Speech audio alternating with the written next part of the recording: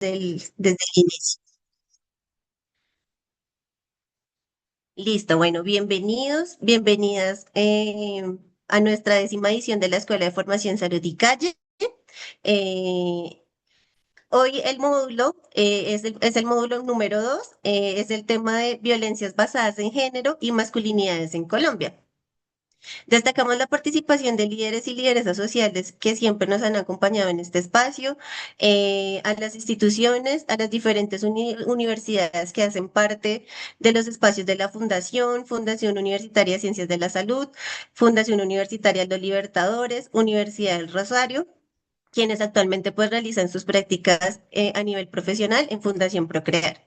Aprovechamos también este espacio para agradecer a los estudiantes de enfermería de la Universidad del Rosario de octavo semestre, quienes apoyaron la construcción de esta malla curricular.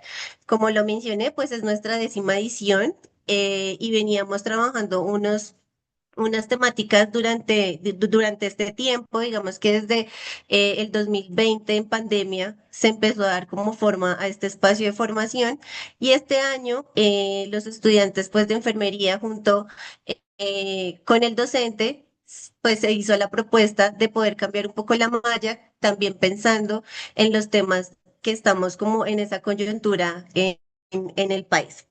También saludar a los invitados de Argentina, México, Brasil, Los Ángeles, Bolivia y diversas ciudades de Colombia, como Medellín, Bogotá, Bucaramanga y Cali, que también son personas de diferentes organizaciones que también hacen parte de la red de Fundación Procrear.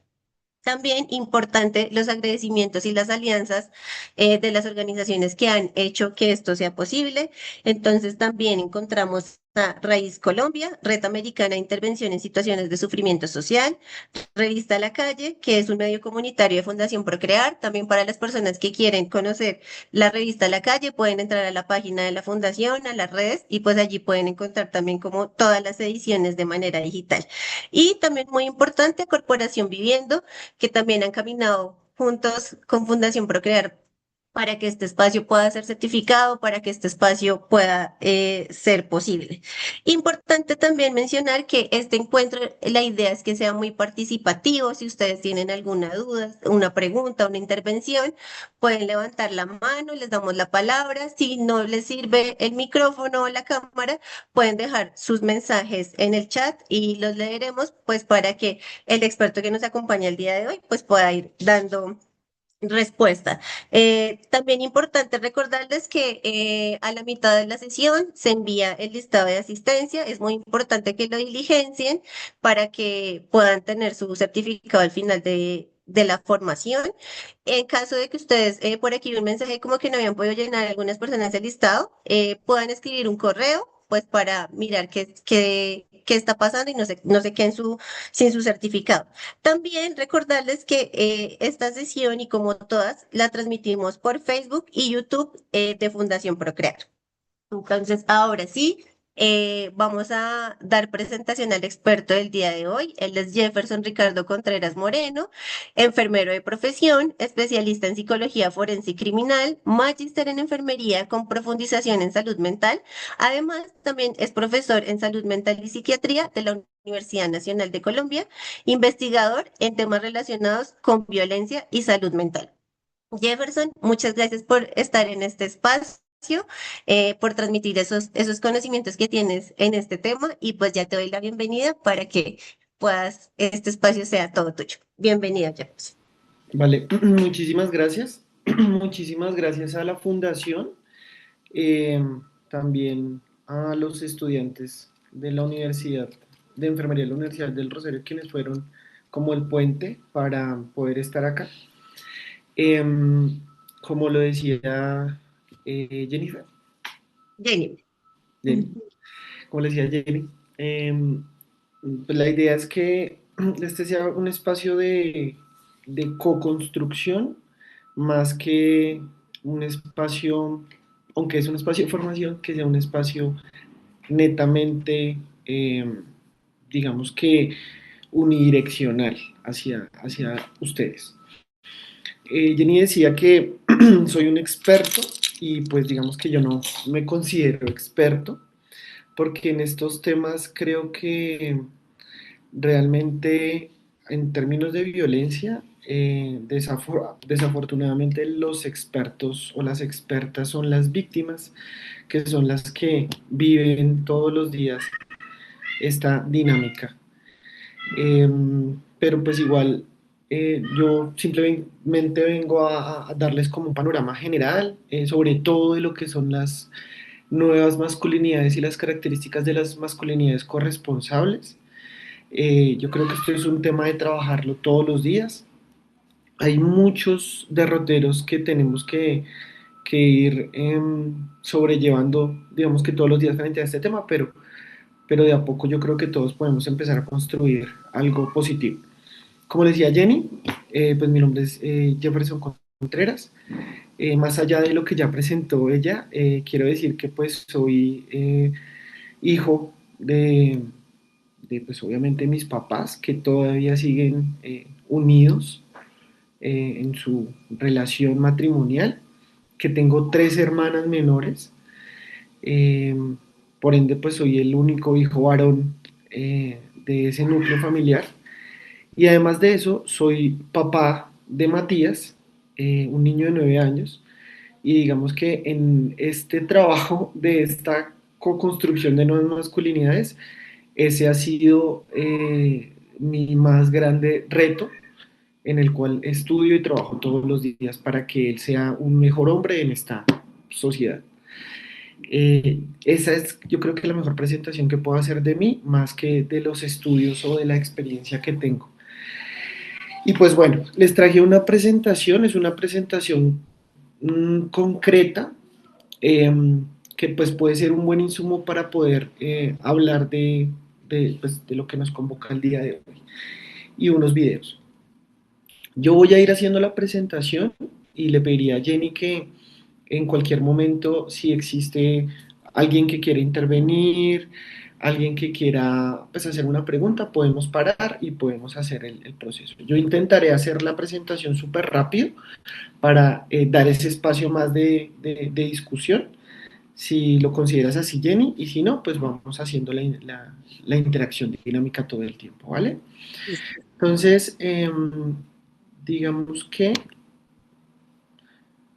voy a ir contándoles como del proceso en general, y es, eh, yo, bueno, si escuchan a un gatico de fondo, se llama Ricardo, y hoy amaneció un poquito loquito, entonces, por si algo. ¿Ahí están viendo la pantalla? Creo que sí. Y escuchamos el gato y también vemos la pantalla. Gracias, muchas gracias. Entonces, en la presentación, para la estructura de la presentación, yo usualmente utilizo PowerPoint, aunque pues ya existen muchos agentes de inteligencia artificial y muchas aplicaciones que pueden generar presentaciones. Yo sigo manejando la vieja escuela, pero quería hacer o utilizar una plantilla de presentación y fue muy difícil encontrar una plantilla de presentación. Yo desde hace más o menos unos 15 años estoy trabajando o un poquito más en temas relacionados con violencia y salud mental, pero sobre todo en violencia sexual eh, contra la mujer, eh, y pues obviamente salud mental. Y en el devenir, pues uno encuentra muchas características en relación a los tipos de comunicación, a las teorías de la comunicación y demás, y a cómo nosotros proyectamos también esas formas de comunicación no violenta. Entonces, no sé si ustedes ya lo saben, pero hay ciertos colores que se asocian a la protección, al cuidado de la violencia, sobre todo contra la mujer, como el color púrpura, como el color lila, eh, y realmente no encontré. Entonces, por eso en esta presentación con unos colores que son muy minimalistas, pero que reflejan, uno, la importancia de dar el valor que, que merece dentro de esa memoria histórica la mujer como la principal víctima de violencia y desafortunadamente del hombre como el principal victimario dentro de estas violencias basadas en género. Es importante eso, quería resaltarlo primero, y es que no podemos negar que dentro de esta historia, pues la mujer desafortunadamente ha sido la persona más vulnerable y que pues debe darle la relevancia dentro de ese análisis victimológico que pues lo requiere.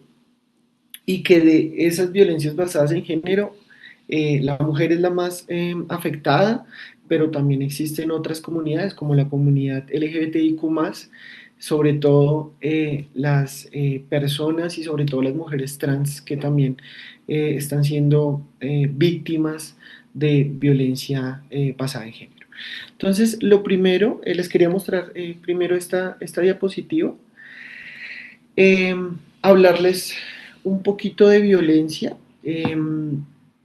porque pues digamos si entendemos qué es violencia, entendemos por qué mm, hegemónicamente los hombres hemos sido tan violentos y por qué ha sido tan difícil dejar de ser violentos en una sociedad desafortunadamente sumamente violenta.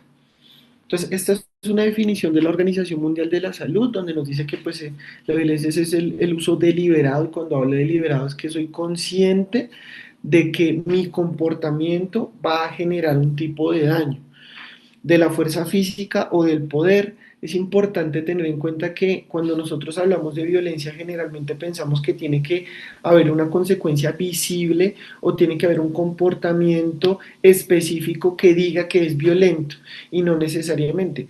Cuando se ejecuta el poder de cierta manera que genera algún tipo de daño, eso también se puede considerar como violencia. Es más, las estructuras de poder en el marco de la masculinidad hegemónica y el machismo son unas de las principales eh, situaciones en las cuales nosotros debemos empezar a trabajar en diferentes contextos, como la escuela, como la universidad, como el trabajo, entre otros. Ya sea en grado de amenaza o efectivo, nosotros no solo nos tenemos que centrar que cuando somos violentos es cuando golpeamos, cuando gritamos, cuando decimos una grosería, cuando ofendemos, sino también cuando generamos alguna amenaza. Y que esto puede llegar desde nuestra comunicación verbal, pero también desde la no verbal, que es la que más se presenta. Contra mí mismo, contra otra persona o contra otro grupo o comunidad. Y como ya lo dije, que genera daño, ese daño puede ser psíquico, psicológico, puede generar un daño físico, puede generar trastornos y pues nos puede llevar hasta la muerte. También abarca numerosísimas consecuencias de un comportamiento violento que pues obviamente genera un daño. Es importante decir que la violencia en sí mismo no solo genera un daño a la persona, sino también a los que lo rodean, en este caso a la familia, a los grupos en los cuales esta persona se desenvuelve y pues también a las comunidades, ¿vale? Teniendo en cuenta eso, voy a dejarte compartir un momento, les quiero compartir un pequeño video. Un pequeño video que habla de ciertas cosas que nosotros a veces no vemos como violencia, pero que realmente sí lo es, ¿vale? Este es un experimento social en donde podemos pues, evidenciar si es o no violencia, ¿vale? Entonces, lo estoy proyectando, me confirman por favor si se escucha. Sí, se escucha.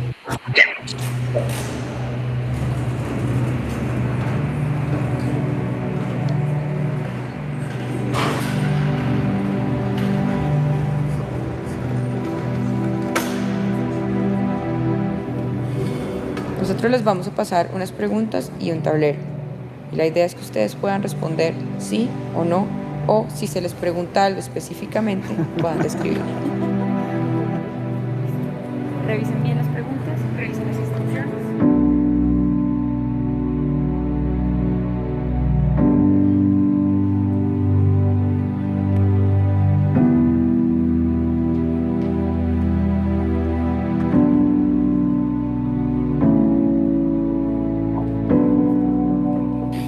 Yo creo que más, ¿sí o no?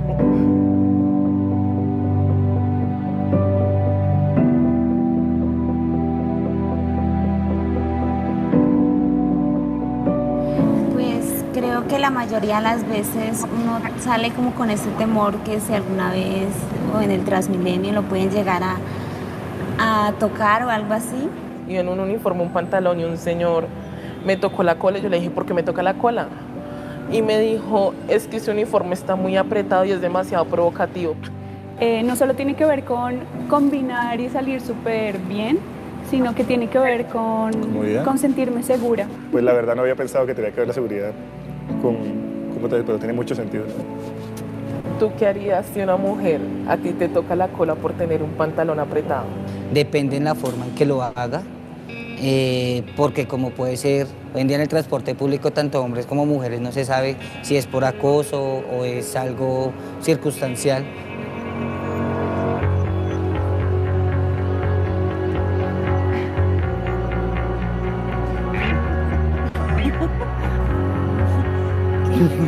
¿Qué sienten cuando pasa eso?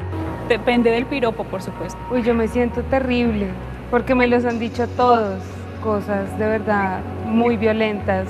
Lo desintegran a uno como mujer. Yo siento que uno de hombre es el que tiene que dar los piropos, no recibirlos. Yo siento que todos merecemos piropos, ¿Sí? Pero no. pero siento que es importante que haya una relación que permita el Sí. piropo.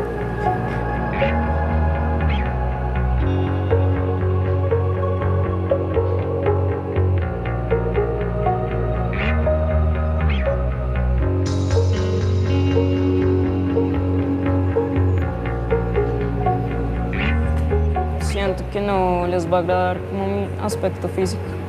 Siempre es una situación difícil pasar cerca de hombres que están bebiendo. Y que no te ofrezcan un poquito, o sea. No, pues yo me siento seguro. Voy sola, es oscuro, ellos están tomando, me da mucho miedo.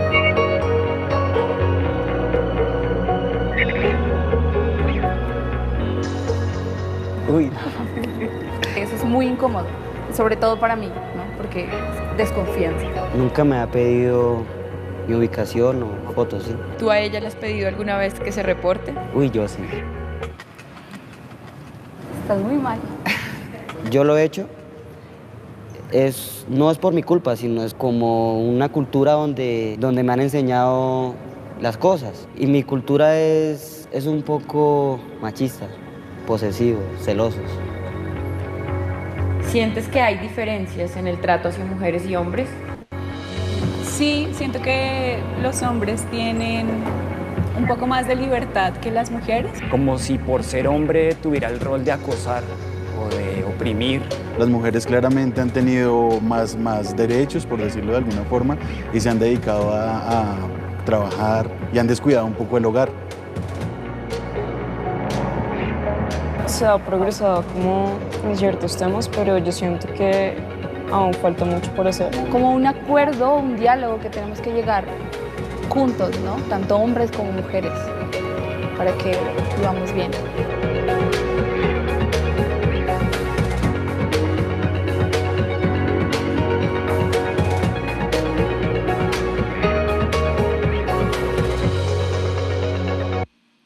Bueno, no sé si hasta aquí de pronto, Jenny, alguien quiera intervenir sobre el video.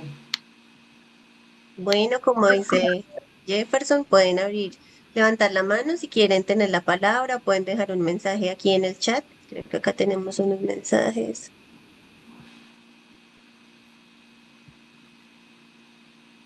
Unos mensajes de saludo, pero ¿tienen algún mensaje respecto al video que acabamos de ver?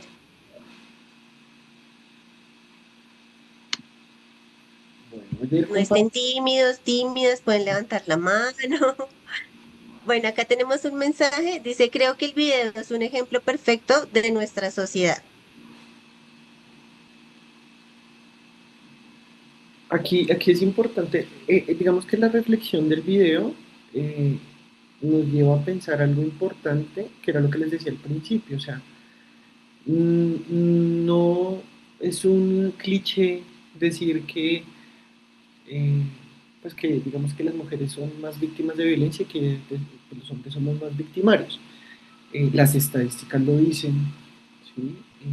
La epidemiología de las consecuencias sobre la salud física, emocional y social de las mujeres también lo dice. Y aquí lo que uno puede ver de fondo, analizar de fondo en el video, es la naturalización y la normalización de la violencia. Hace poco hablaba Ustedes se han dado cuenta ahí un revuelo ahorita por el tema que pasó con los presentadores de Caracol y la situación de acoso y este cuento. Entonces digamos que es muy importante empezar a hablar de qué es violencia y qué no es violencia, con respecto a lo que les decía. A veces nosotros creemos que por el hecho de que yo no tenga la intención de hacer daño, entonces ya me exime de la responsabilidad por el hecho de ser violento. No. Es decir, si yo realizo algún comportamiento o digo algo, debo saber que eso que estoy diciendo o eso que estoy haciendo va a tener pues una respuesta. Y tengo que responsabilizarme por la consecuencia que tenga ese comportamiento o esa acción. No solo por el hecho de decir, yo no tenía la intención de hacerla sentir mal, yo no tenía la intención con el piropo que le estaba diciendo hacerla sentir mal, yo no tenía la intención no sé, de acosarla, de hacerla sentir mal con haberle pedido la ubicación o con haberle pedido que me mandara una foto o por saber con quién está. Nunca tuve una mala intención. Entonces ya diciendo esto, entonces ya me exime de la responsabilidad. No. Y entonces de pronto muchos hombres dirán, venga, pero yo lo he hecho y yo no lo he hecho con intención y yo no sabía que eso también era violento. Entonces aquí nosotros no podemos entrar tampoco a juzgar todo lo que vemos, pero sí empezar a cambiar la forma en que hacemos las cosas, pero también en cómo nosotros alfabetizamos y cómo empezamos a deconstruir todas esas características culturales asociadas a lo que nosotros creemos que es normal dentro del marco, por ejemplo, de una relación de pareja y otras cosas. Bueno, en esta pequeña diapositiva... Jefferson, acá tenemos unos comentarios para... Dale, de una. Entonces aquí Adriana nos dice, frente al video, observé que hay una violencia invisible o normalizada sobre lo que se espera ser como mujer o como hombre y tiene un componente cultural fuerte.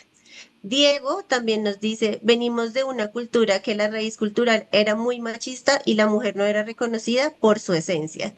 Y acá tenemos otro mensaje de jueces de paz. Se naturalizaron varias violencias y una sociedad crece ignorando estas maneras y así crecen las generaciones. ¿Ayudan los medios de comunicación y la política en multiplicar la violencia? Esta es una pregunta. ¿Ayudan los medios de comunicación y la política en multiplicar la violencia? Estos Bueno, son los comentarios. hay una teoría de comunicación que se llama la teoría de la aguja hipodérmica. Esta teoría nos dice que básicamente los medios masivos de comunicación, al generar cierto tipo de mensajes, piensen en el que ustedes quieran, generan cambios de comportamiento sobre las personas. Ahora, la respuesta concreta a esa pregunta es sí, sí pueden hacerlo, claro que sí. Es decir, si los medios de comunicación, por ejemplo, dicen que pasó en algún momento con el caso de Rosalvira Celi, y recordemos que es un espacio importante para recordar a Rosalvira, porque pues desafortunadamente por su muerte y por las condiciones asociadas a su muerte, pues llega a lo que conocemos hoy como feminicidio en Colombia y con la ley de feminicidio.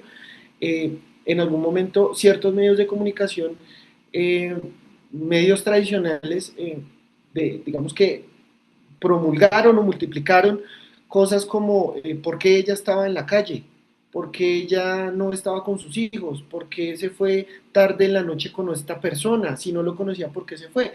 Entonces, claro, como lo vemos a través de los medios de comunicación, entonces decimos, empezamos a cambiar nuestra forma de pensar, porque decimos, venga, si lo dicen los medios de comunicación es porque es así. Ahora, no solo los medios de comunicación, sino quienes están detrás de esos medios de comunicación. Y es, desafortunadamente, nosotros somos muy pasionalistas en términos políticos, no voy a entrar a hablar de política, pero pues nosotros tenemos que ser muy responsables. Yo como académico tengo que ser muy responsable de las cosas que digo, porque básicamente de mí depende también cómo se comportan otras personas. Y si salen en los medios de comunicación alguien diciendo que las mujeres no deberían salir a la calle, como lo decía en el video, con cierto tipo de ropa, entonces lo que estamos haciendo es que otras personas digan, ah, bueno, si él lo dice, que él es un académico y que él es bla, bla, bla, bla, bla, bla, pues entonces es porque debe ser así. Entonces yo creo que debemos tener mucho cuidado con las cosas que vemos en los medios de comunicación, ¿vale? Bueno, voy a continuar y voy a hacer como ciertas pausas y voy a intentar como hacerlo un poco más rápido la presentación para que podamos interactuar más. Esta simplemente es la presentación, creo que ya están viendo la pantalla, esta simplemente es la presentación de la clasificación de violencia. Solo les quiero mostrar, esto es importante porque generalmente las personas cuando se les pregunta sobre los tipos de violencia, dicen que son física, sexual, psicológica o privación o desatención, pero no, los tipos de violencia son autoinfligida, que es hacia mí, interpersonal, que es hacia el otro. En esta es importante hablar de familia, pareja, y que los grupos vulnerables dentro de este tipo de violencia de familia o de pareja son los menores de edad, la pareja en sí misma y los ancianos, menores y ancianos como grupos vulnerables. De aquí nosotros empezamos a ramificar todas las formas de violencia basada en género que podemos hablar, ¿no? Violencia contra la mujer, violencia vicaria, violencia filoparental. Recordemos que la violencia vicaria es aquella violencia contra la pareja, generalmente o en mayor medida se hace a la mujer, en donde utilizamos a nuestros hijos para generarle mayor daño a mi pareja. Es decir, que si yo le pego a mi hijo o le genero algún tipo de violencia a mi hijo, sé que a través de este comportamiento le estoy generando más daño a mi pareja, que generalmente se hace a la mujer.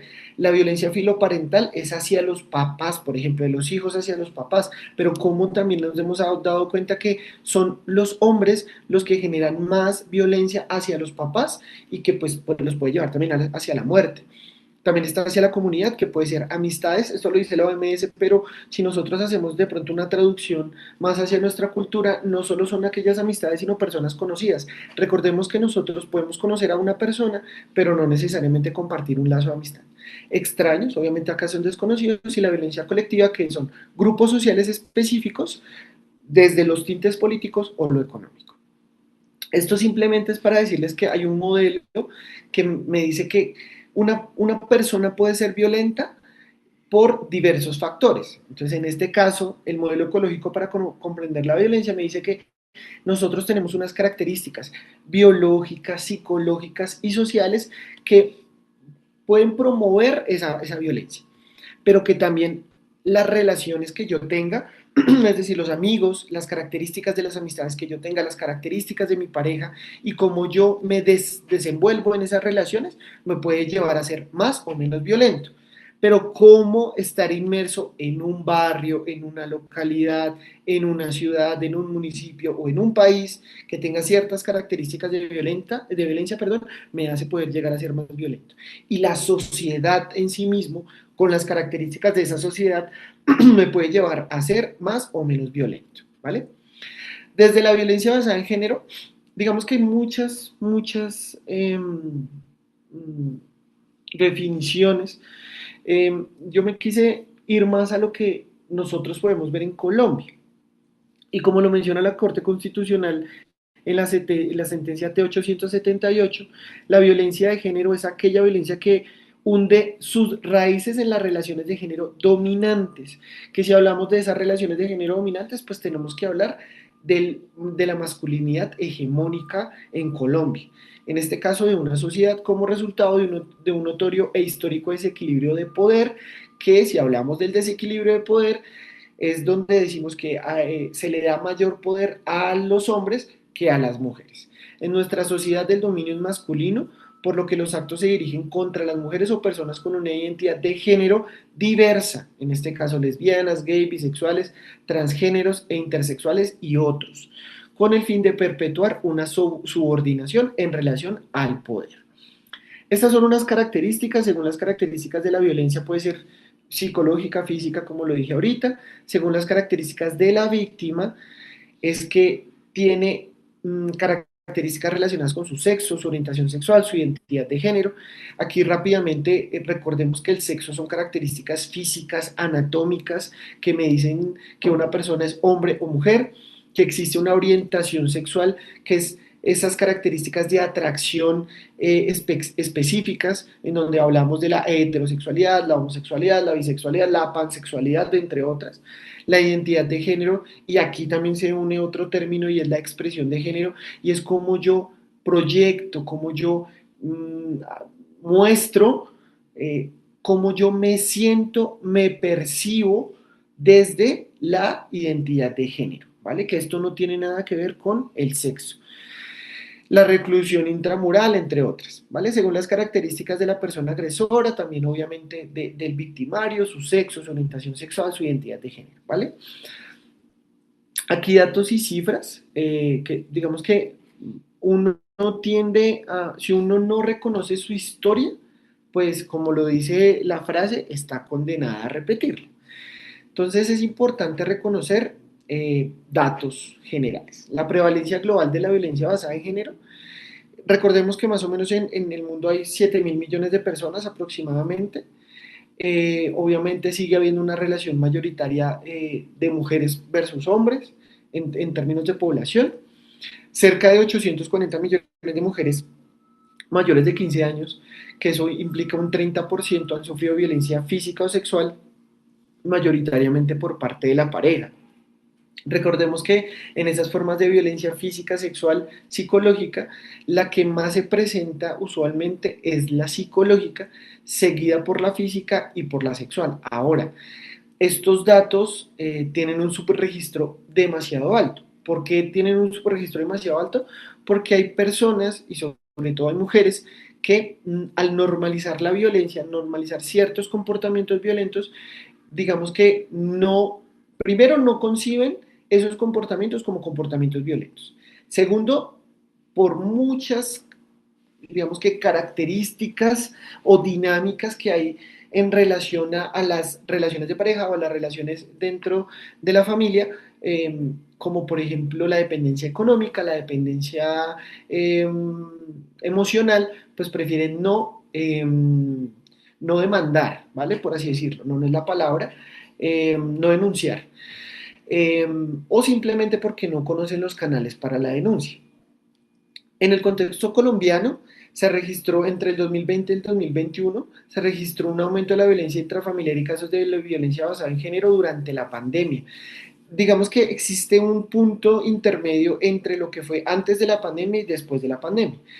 ¿Por qué traje este dato específicamente? Porque al estar de alguna manera aislados, enclaustrados, eso nos llevó a que se aumentaran y se dispararan, que es el término adecuado, los casos de violencia basada en género, debido a que al compartir tanto espacio con la persona, aunado al consumo de sustancias psicoactivas, aunado a ciertos comportamientos, digamos, culturales asociados al machismo, llevó a que pues, obviamente el aumento de la violencia, sobre todo contra las mujeres, se disparara mucho. Y pues digamos que esto es otro dato, y es que se dio también un alto impacto a la población extranjera, sobre todo pues a la comunidad venezolana.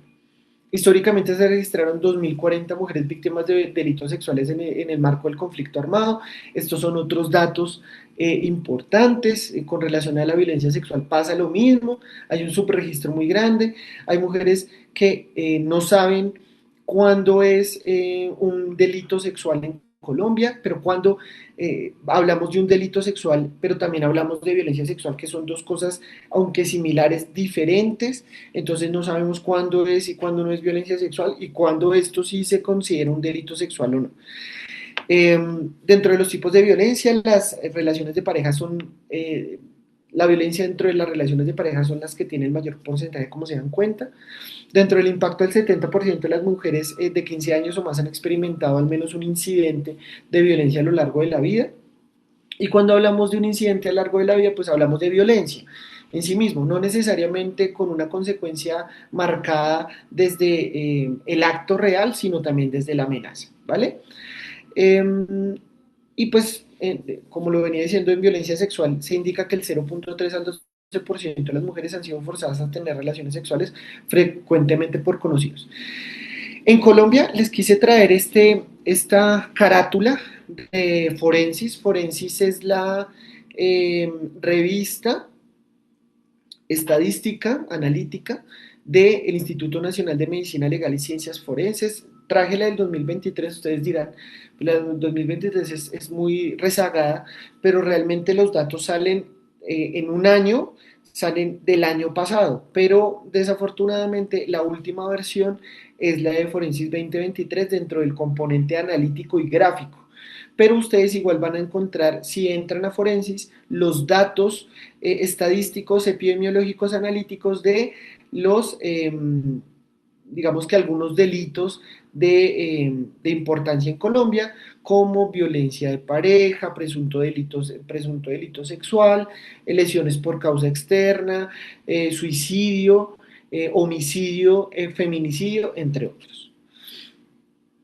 Para terminar esta parte de los datos, para precisamente los datos que sacó el 2023, en el año 2022 se realizaron 44.874 valoraciones médico-legales. Y de aquí quiero hacer una pregunta en general con estas cifras, termino esto y si pueden respondemos esta pregunta y es, miren estos datos, 44.000 valoraciones médico-legales por violencia de pareja, 34.349 valoraciones médico-legales por presunto delito sexual. La pregunta es, ¿ustedes creen que estas cifras son altas o son bajitas? ¿O qué les hace, qué les responde este tipo de cifras en Colombia? ¿Vale?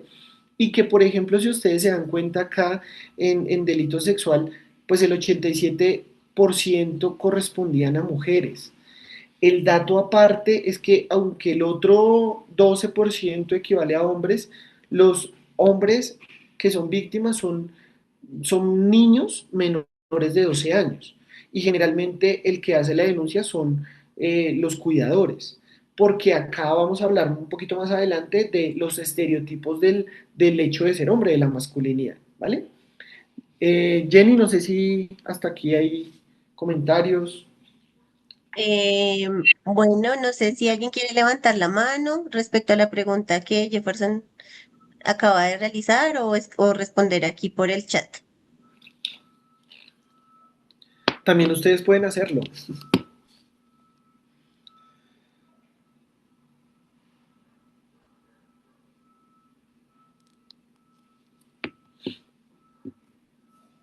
Están como tímidos, tímidas el día de hoy.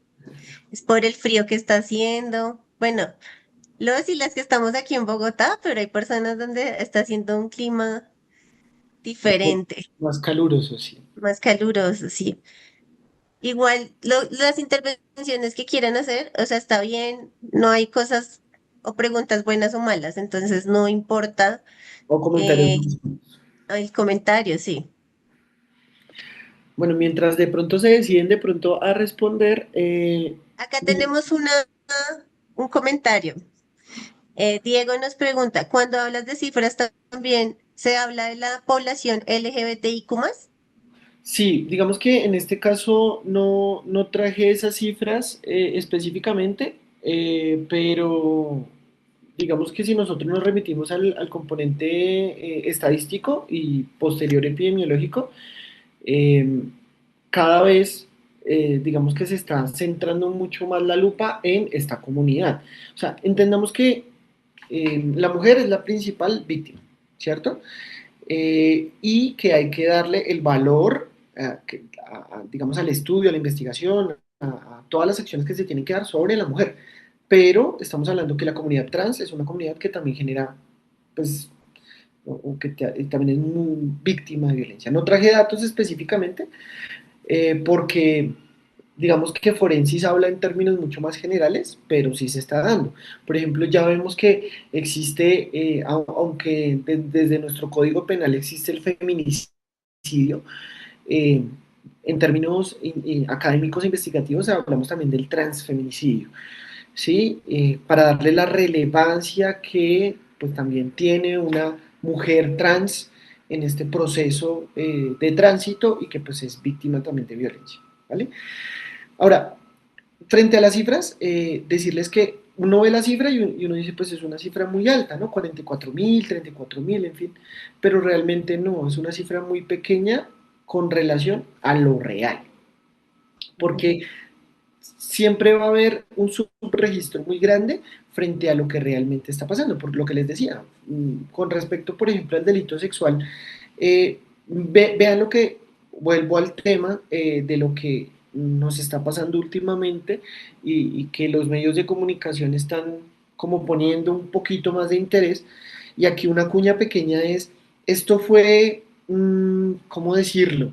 Esto fue del momento, ¿no? O sea, lo que pasó con Caracol fue del momento. Ojalá eso no se diluya, ojalá eso no quede en el momento, sino quede en el tiempo, porque nosotros estamos acostumbrados a eso, ¿no? A que pasa algo, le damos la importancia, pero luego pasa otra cosa y entonces ya dejamos de hablar de este tema y entonces ¿dónde quedó realmente la intervención de ese tema?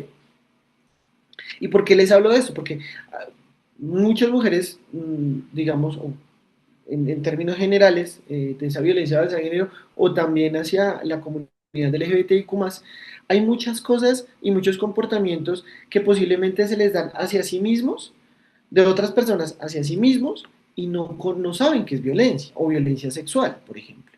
¿Sí?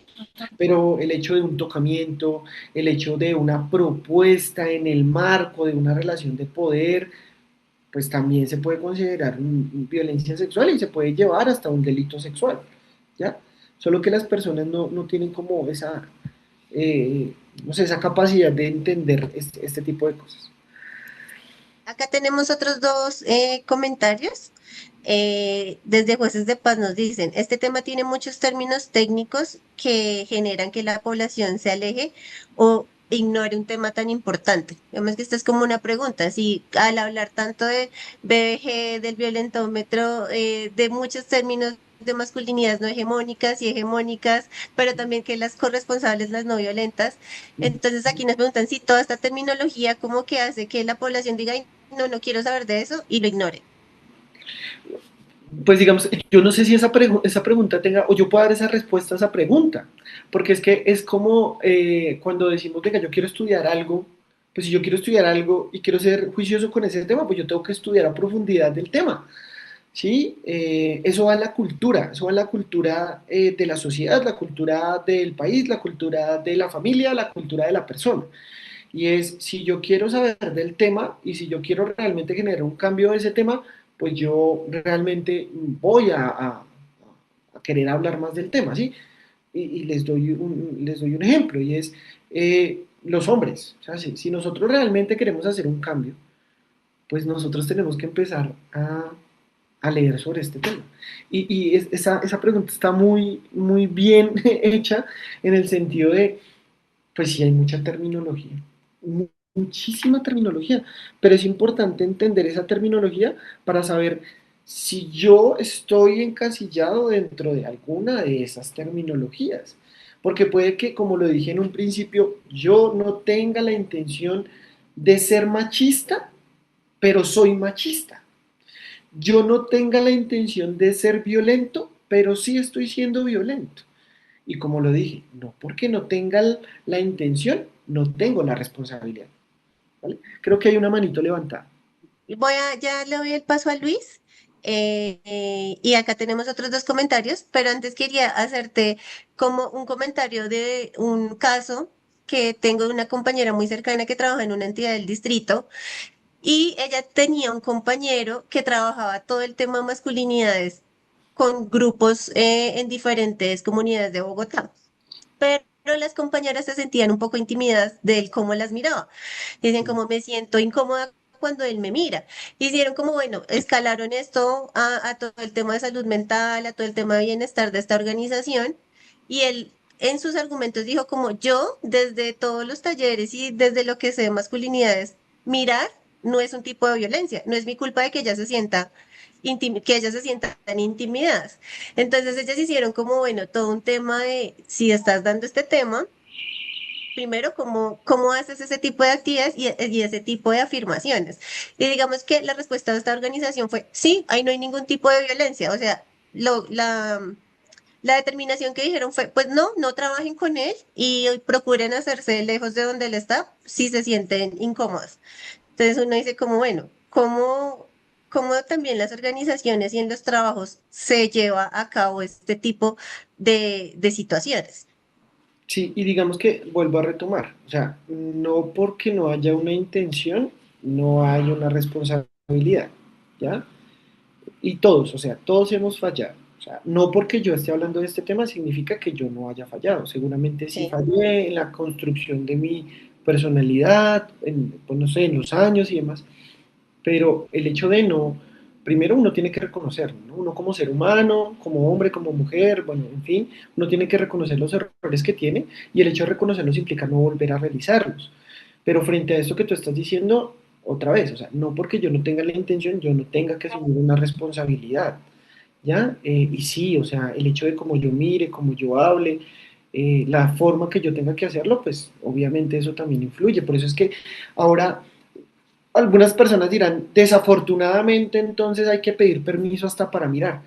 sí, Mi respuesta es, pues sí, hay que sí. pedir permiso, ¿sí? Entonces, ven, te puedo decir algo, ven tal cosa, ven tal cosa, ven tal cosa, porque, pues sí, o sea, no estamos exentos, y esto va para los hombres y para las mujeres. Uno, para que las mujeres no violentemos a las mujeres, no se sientan violentadas, pero también para que el hombre pues también no caiga en estos errores, ¿sí? Y que después diga, sí, no tuvo la intención, pero la embarró.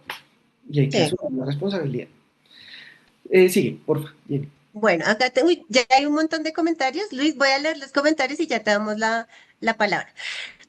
Acá Diego nos pregunta, ¿hay alguna ley o decreto que ampare todo esto y por qué en algunos casos queda como ahí en veremos?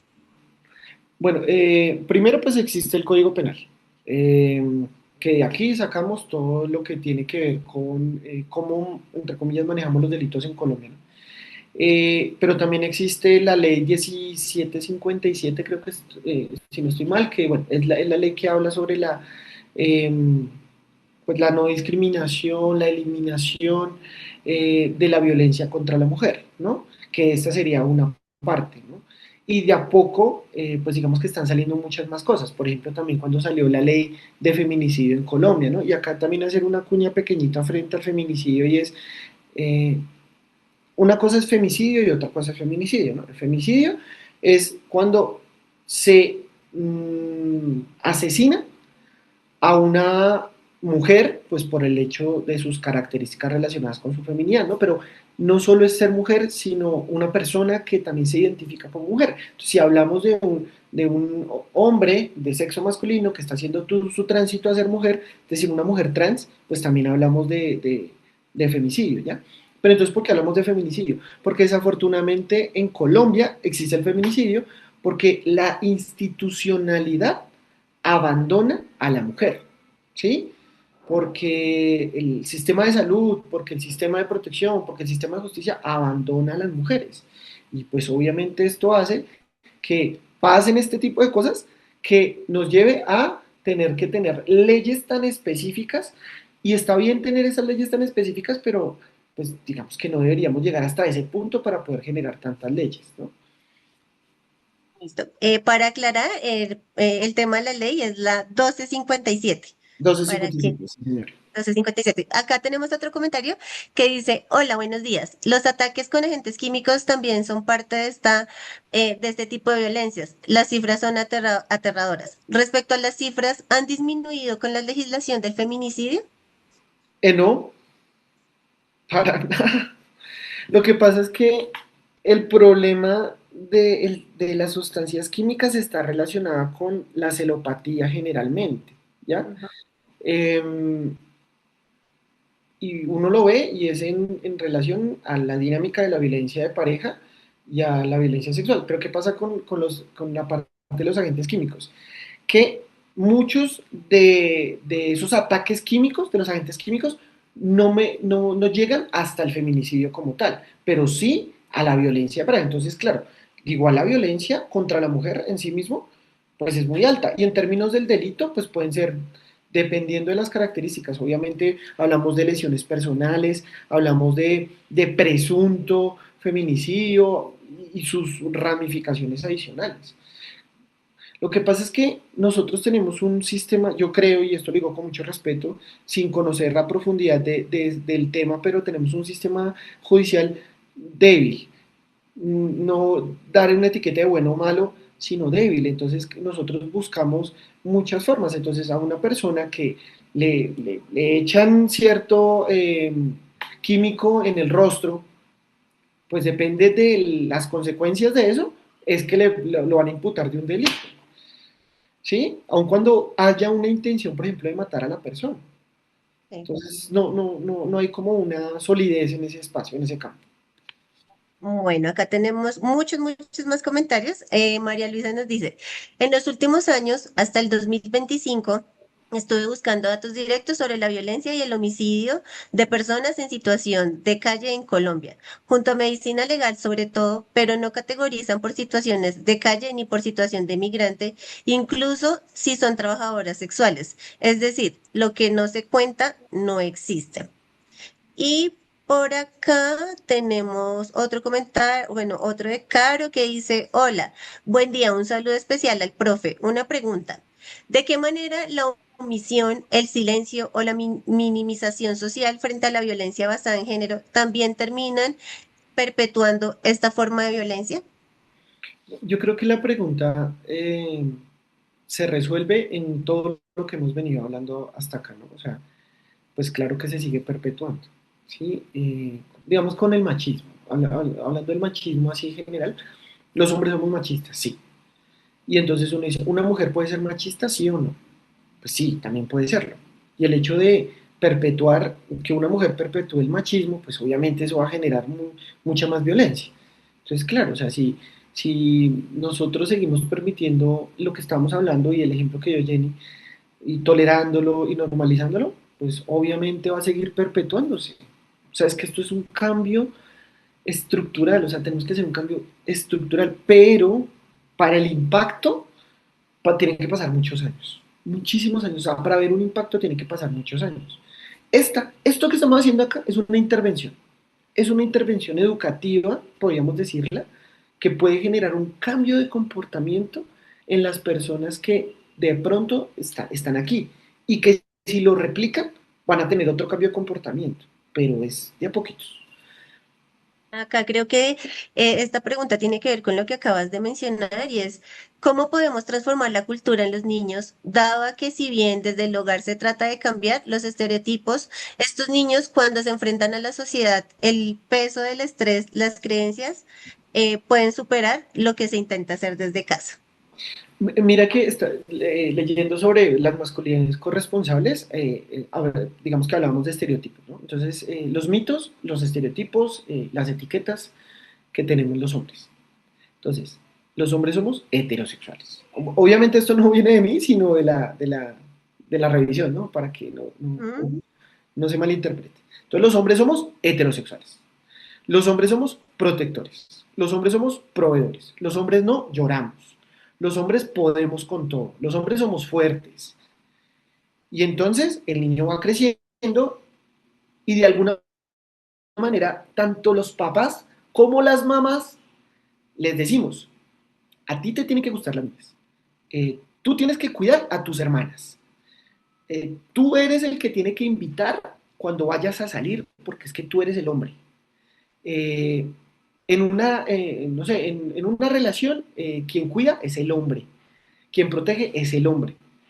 Y entonces lo vemos, y de pronto algunas personas me escucharán y dirán, pero eso no tiene nada de malo, ¿eso qué tiene de malo? Pero de forma silenciosa estamos diciendo, estamos generando mayor masculinidad hegemónica, ¿sí?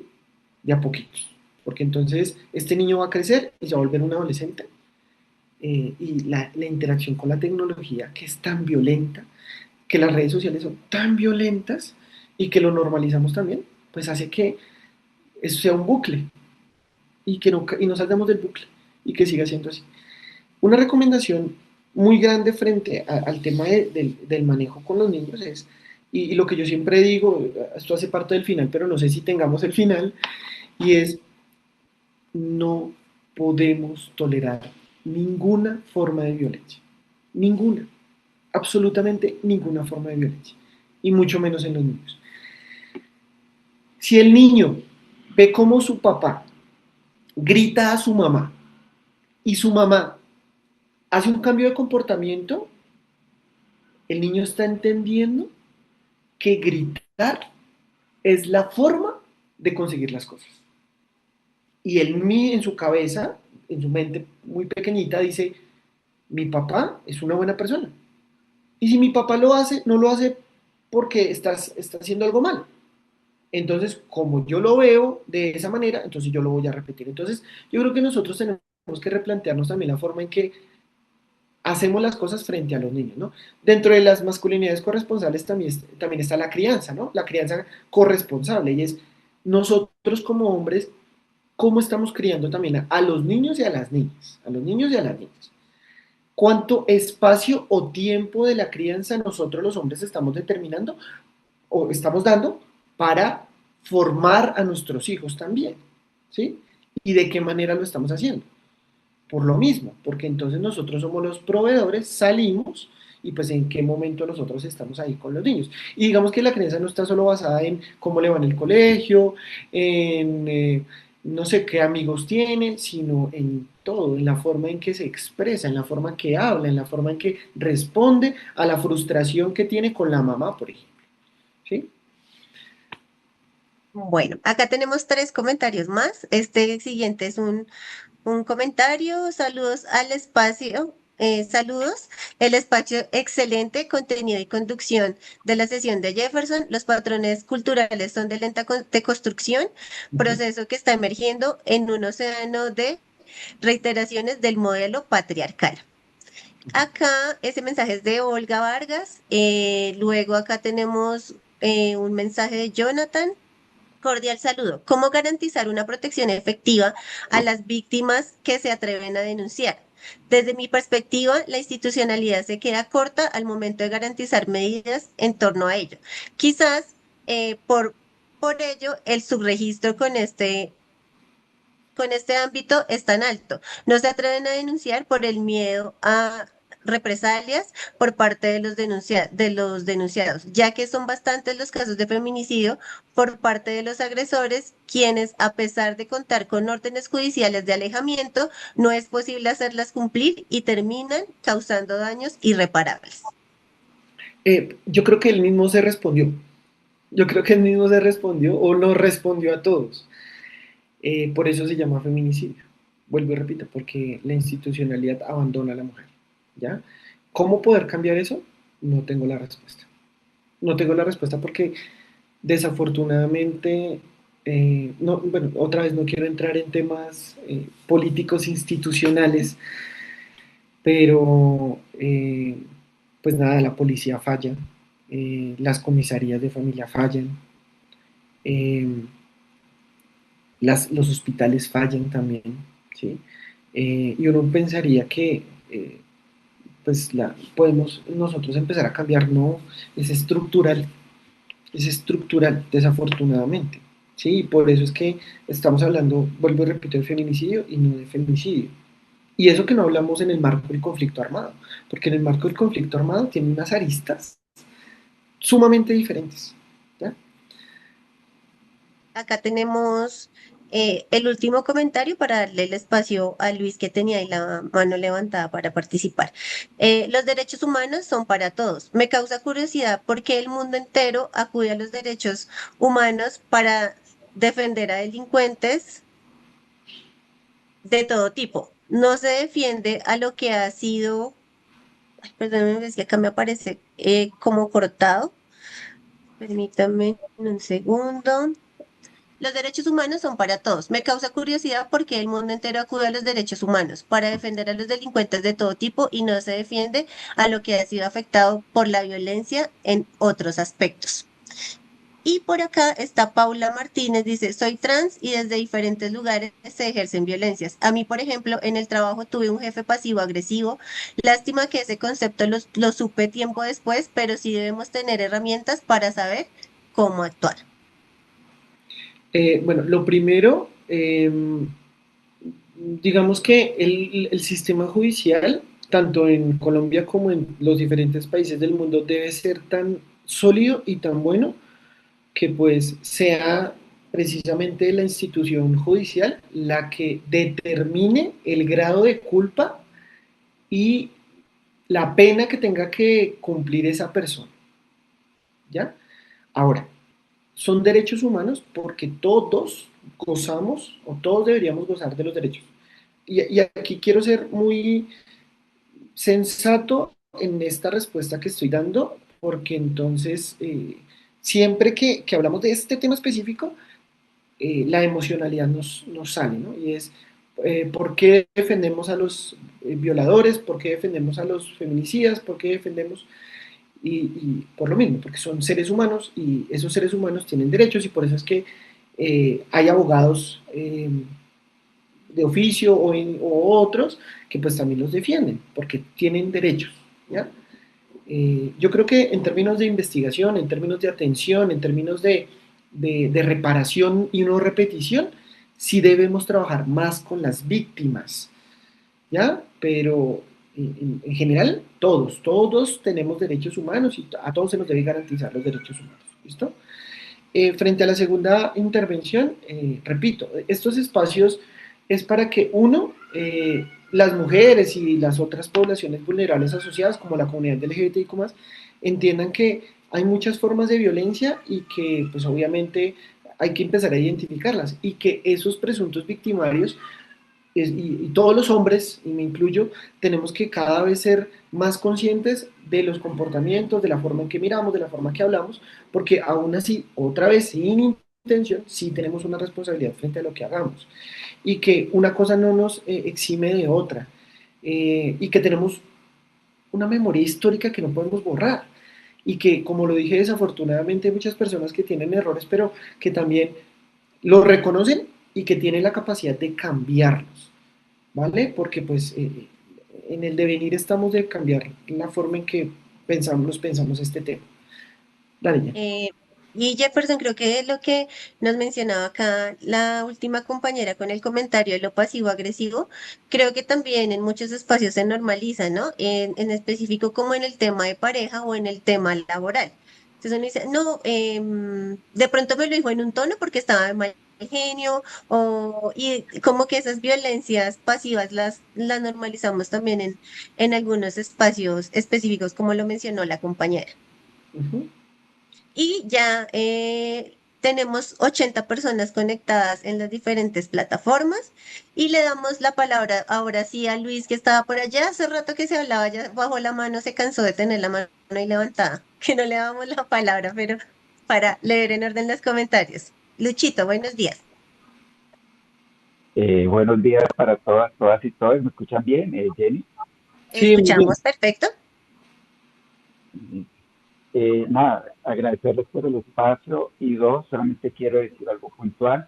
Hablar de violencias basadas en género y masculinidades corresponsales invita a entender que sí hay grupos y poblaciones que tienen privilegios y que históricamente han sido agredidas, segregadas y perseguidas. Hablar de violencias basadas en género, como Jefferson lo dijo, es un tema que toca fibras personales, sociales, institucionales y de nuestro ejercicio donde estamos. Entonces, ya llevamos más de 15 años hablando y iniciando las violencias basadas en género. Hacer cambios de patrones en nuestra cotidianidad, en nuestros ejercicios laborales y en nuestro día a día, cuesta. Hoy Jefferson dijo una palabra que cuando hablamos de violencias basadas en género, yo hablo siempre desde mi experiencia, comparto un espacio con Jenny desde Fundación Procrear, llevándonos unas luchas de más de 15 años, llevando a los territorios y a las políticas sobre lo que es el enfoque diferencial, el lenguaje incluyente, la perspectiva de género, y uno se encuentra con personas en los mismos territorios y en las mismas instituciones que nos dicen, no, pero esto tenemos que meterlo porque las viejas los quieren meter en la agenda. Y ahora tenemos que empezar a hablar de los y las, y ahora tenemos que darles privilegios, y ahora tenemos que generar tableros de indicadores. Cuando a mí me dicen, Luis Alberto, públicamente, ¿cómo está el indicador sobre violencia basada en género, sobre feminicidios, yo les digo, a mí me da vergüenza que ustedes me estén preguntando. Una sola muerte, un solo acto violento es una alerta. No podemos estar sacando pechos desde la Secretaría de la Mujer, desde el Ministerio de la Igualdad, desde la Policía Nacional, desde la Patrulla Púrpura, decimos, no, tenemos 45.000 registros y nos hace falta onda. Eso nos da vergüenza. O sea, uno debería ver el otro escenario. Entonces, la violencia basada en género los invita a entender que la corresponsabilidad y hablar del tema no es fácil. Nosotros que estamos inmersos en este trabajo día a día, nos ha pesado desde nuestros ejercicios laborales. Uno recibe casos desde la comisaría de familia, desde la patrulla púrpura y empieza a evaluar, a hacerle seguimiento. Tenemos un sistema de notificación y una ruta de atención, pero muchas personas no llegan a denunciar las violencias basadas en género. ¿Por qué? Porque les da miedo, porque son revictimizadas o porque todavía no confiamos en el sistema de reserva y custodia de la información, ¿sí? Empezando por ahí. Segundo, hablar de violencia basada en género, uno lo piensa dos veces.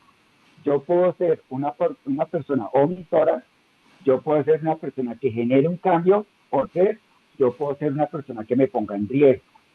Ahí ya va el segundo. Y tercero, tenemos que tener herramientas, ¿sí?, para hablar sobre las violencias basadas en género. No es fácil. Las violencias basadas en género que nos pueden disimular, las podemos estar viviendo, las podemos estar aceptando y normalizando.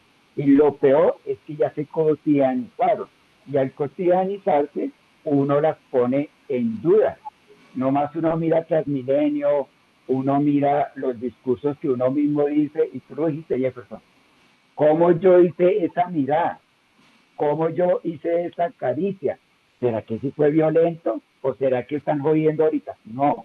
Si usted es una persona que se siente agredida, es violento para usted. Así de sencillo. Si usted va a una comisaría, a la policía, y se sintió agredida, se sintió vulnerada, la nueva sentencia que acaba de sacar por ahí la buscarrita, les dio el número, ya cambió la metodología de cómo debemos ir al sistema de salud, al sistema de denuncias, porque antes le decían a la mujer, ¿tiene video? ¿Tiene testigos? ¿Tiene rastros en su cuerpo para que sea una violencia física? O en el caso laboral, como lo decía Paula, es un agresor pasivo violento. Usted tiene testigos en sus espacios que ven de que la estaba violentando. Usted tiene evidencias, alguien que le corrobore eso. Entonces uno dice, no, yo para qué hablo del sistema que se supone que es tan bueno, me aleja. Entonces la invitación acá es entender que las violencias van a estar 24/7. Dos, que sí debemos aprender, todos los días debemos aprender. Y tres, estar atentas y atentos. No es fácil. No es fácil, da miedo. A mí me han amenazado por acompañar casos. Dos, cada vez que yo escribo a la patrulla púrpura, a las referentes de Secretaría de Salud, todo el mundo dice, no, otra vez Lucho me trae un caso. No, Lucho, otra vez está aquí a las 2 de la mañana llamándome por un caso en Código Blanco. Uno dice, no, pues toca porque el sistema no funciona. Entonces la invitación es acá es agradecerles. Dos, seguir generando estrategias, aliados y entender que aquí no tenemos privilegios y que unos estamos más arriba y otros, ¿listo? Muchísimas gracias, Jefferson, y Jenny, muy bien el espacio. De aquí solo quiero mencionar algo y es, yo creo que tenemos que trabajar sobre todo con todo el mundo, hay que trabajar, pero sobre todo trabajar con los niños, en los contextos de los niños, en los colegios, en las escuelas, en la casa, porque pues, ¿qué nos estamos pensando de aquí a un futuro? Bueno, voy a continuar, ya hablamos como de esa parte no tan bonita que es la violencia, ahora hablemos de qué nos pensamos. Entonces, esto simplemente es un marco internacional de cómo debemos garantizar pues, los derechos humanos en este caso, el derecho internacional humanitario, las mujeres en el derecho internacional humanitario, reconocer la historia de la mujer y pues el sistema de protección de los derechos humanos. Aquí estaba la ley 1257 del 2008, en donde, entre otras cosas, digamos que estrategias, respuestas para la eliminación de la violencia, se plantean varias cosas. El primero, la participación, que cada vez haya más participación política por parte de las mujeres y que pues tenga mayor peso la participación política de las mujeres. Si nosotros lo analizamos en Colombia, yo creo que eso está mejorando, que seguimos, si ustedes miran la estructura política, es una estructura también muy machista, hegemónica, pero yo creo que está cambiando, está mejorando. El hecho de que hayan más mujeres dentro de esa participación política, que se les dé más voz, es algo que obviamente le va a servir mucho más a esta comunidad. Perdón aquí por la ortografía, derechos sexuales y reproductivos, que cada vez la mujer reconocer, entender los derechos sexuales y reproductivos que tiene, está expuesta mucho menos a violencia. La política pública para la garantía de los derechos de las mujeres, cada vez hay más políticas que garantizan la protección de los derechos, y aquí también obviamente los derechos de las personas LGBTIQ+.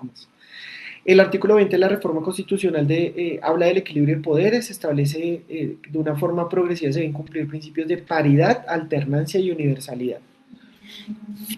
Bueno, ya aquí hablando de nuevas masculinidades, hablamos de la masculinidad como pues aquellas características a nivel físico, biológico, pero entre otras cosas social, que nos hacen ser hombres, valga la redundancia, dentro de una sociedad. La masculinidad hegemónica ya tiene un contexto mucho más sociológico, en donde hay ciertas características, donde se nos dice que el hombre tiene más poder, en donde la masculinidad hegemónica tiene más subordinación hacia la mujer, donde esa masculinidad hegemónica me habla también de que nosotros los hombres tenemos mayores oportunidades en general, en términos económicos, en términos laborales, en términos sociales, en términos de pareja, y está basado mucho en la construcción de lo que es ser un hombre a nivel histórico. Y ya lo hemos venido hablando, ¿no? En donde existe la fuerza, en donde existe una orientación de género, de sexo, perdón, determinada, donde tengo unas características de identidad de género también, lo que hace que, digamos que no sea más difícil romper. Masculinidad cómplice, y puede que nosotros no estemos de acuerdo con que los hombres debamos ser violentos, con que los hombres debamos coaccionar, con que los hombres no necesariamente somos protectores, proveedores heterosexuales, pero el hecho de justificar, yo como hombre justifico, tolero, normalizo a otros hombres que sí lo hacen, pues eso también hace parte de una masculinidad que no debería existir, ¿no? Masculinidad de virilidad, pues habla también de esos procesos más relacionados con la parte de la identidad de género y de la orientación sexual. Y en sí mismo el machismo. Hay una masculinidad en crisis, y quería mostrarles un video, pero siento que no nos da tanto el tiempo, pero el video es la masculinidad y el hecho de ser hombres en este momento de la historia está en crisis, y entonces uno lo analiza y dice, si respondemos esta pregunta, podemos hablar de la respuesta desde la masculinidad hegemónica o desde la masculinidad no hegemónica. Entonces, desde la masculinidad hegemónica, estamos en crisis, ¿por qué? Y es más o menos lo que tanto Luis y Jenny también han venido interactuando frente a eso, y es, entonces los hombres ya no podemos mirar, entonces ya los hombres no podemos hablar, entonces los hombres ya no podemos desempeñar un cargo de poder, porque eso nos vuelve más vulnerables a los hombres. Ya no podemos tener una sexualidad que, entre comillas, era una sexualidad, no sé, normalizada.